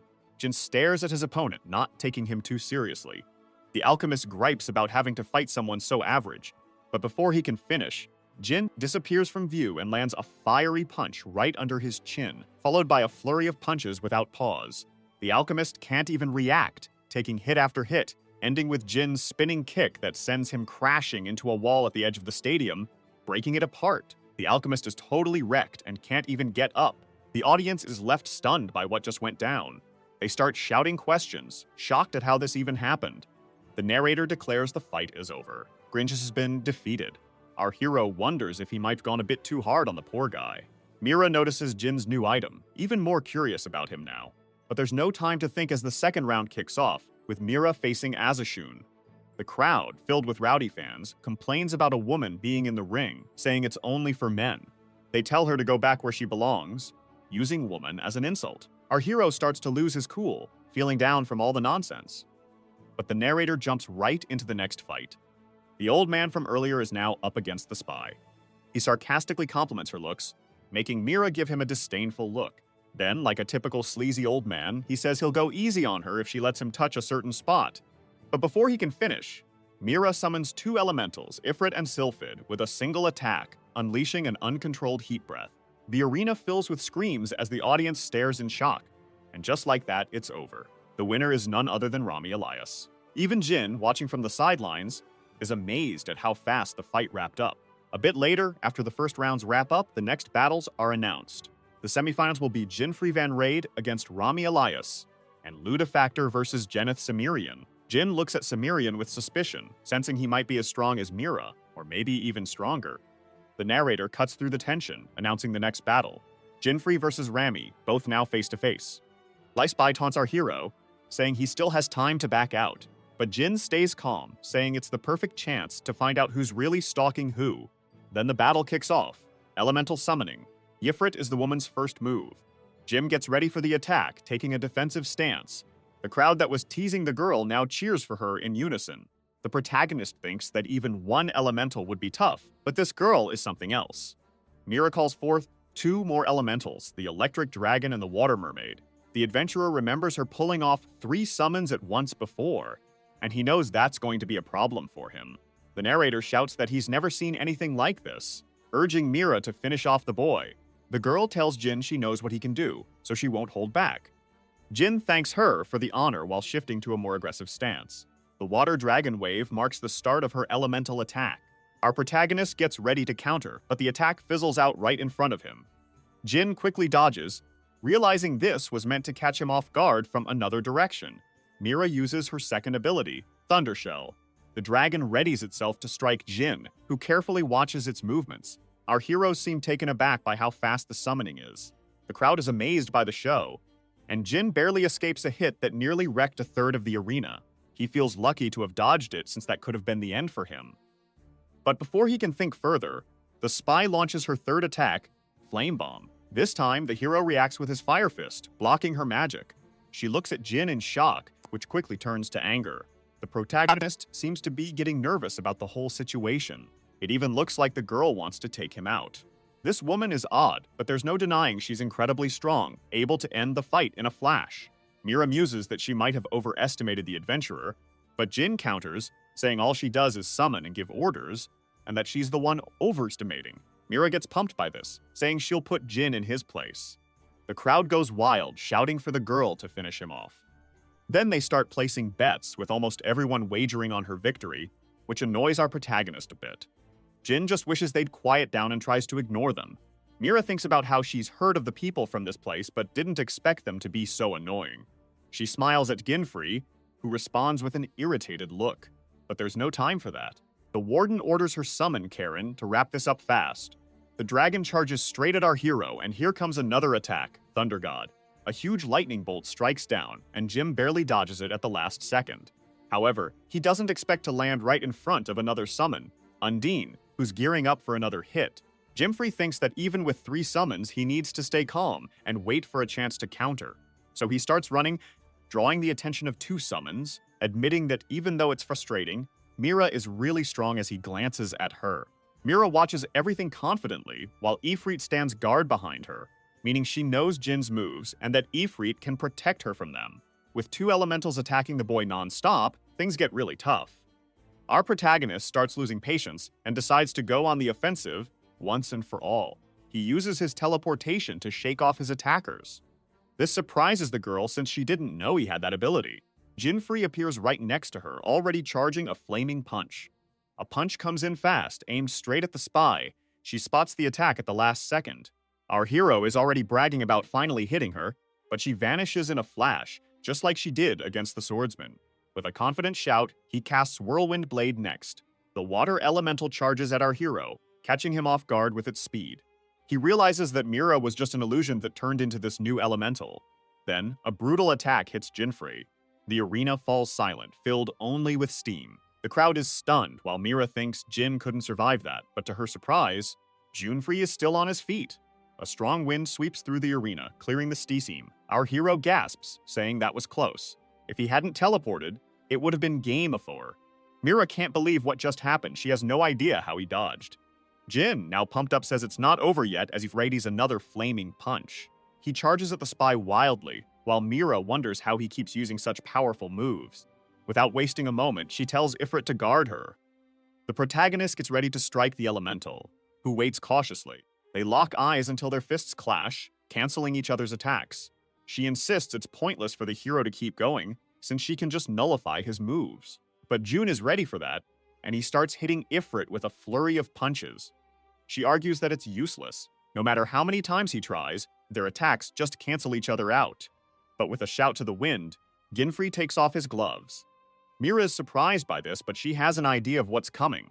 Summoning his sword, the hero gears up for a new plan, a weapon with a poison attribute that she can't neutralize. He charges at her in a frantic rhythm, then activates his liquefaction ability, turning his sword into centipedes that capture her. He shouts, "Hunter Legs Cannon!" Mira grits her teeth, frustrated that she can't control her summons, and with a snap of her fingers, her legs are the last thing Jin sees. Before he checks his weapon's durability, which is nearly at its limit, Raimi can't keep fighting. Ginfrey is declared the winner. He pulls back his weapon and catches the girl to break her fall. The spy slowly opens her eyes, while the audience is upset with the outcome since they all bet against the hero. Both fighters accept the battle's result. In the end, the protagonist offers her some of his healing elixir. Turning away, he says goodbye.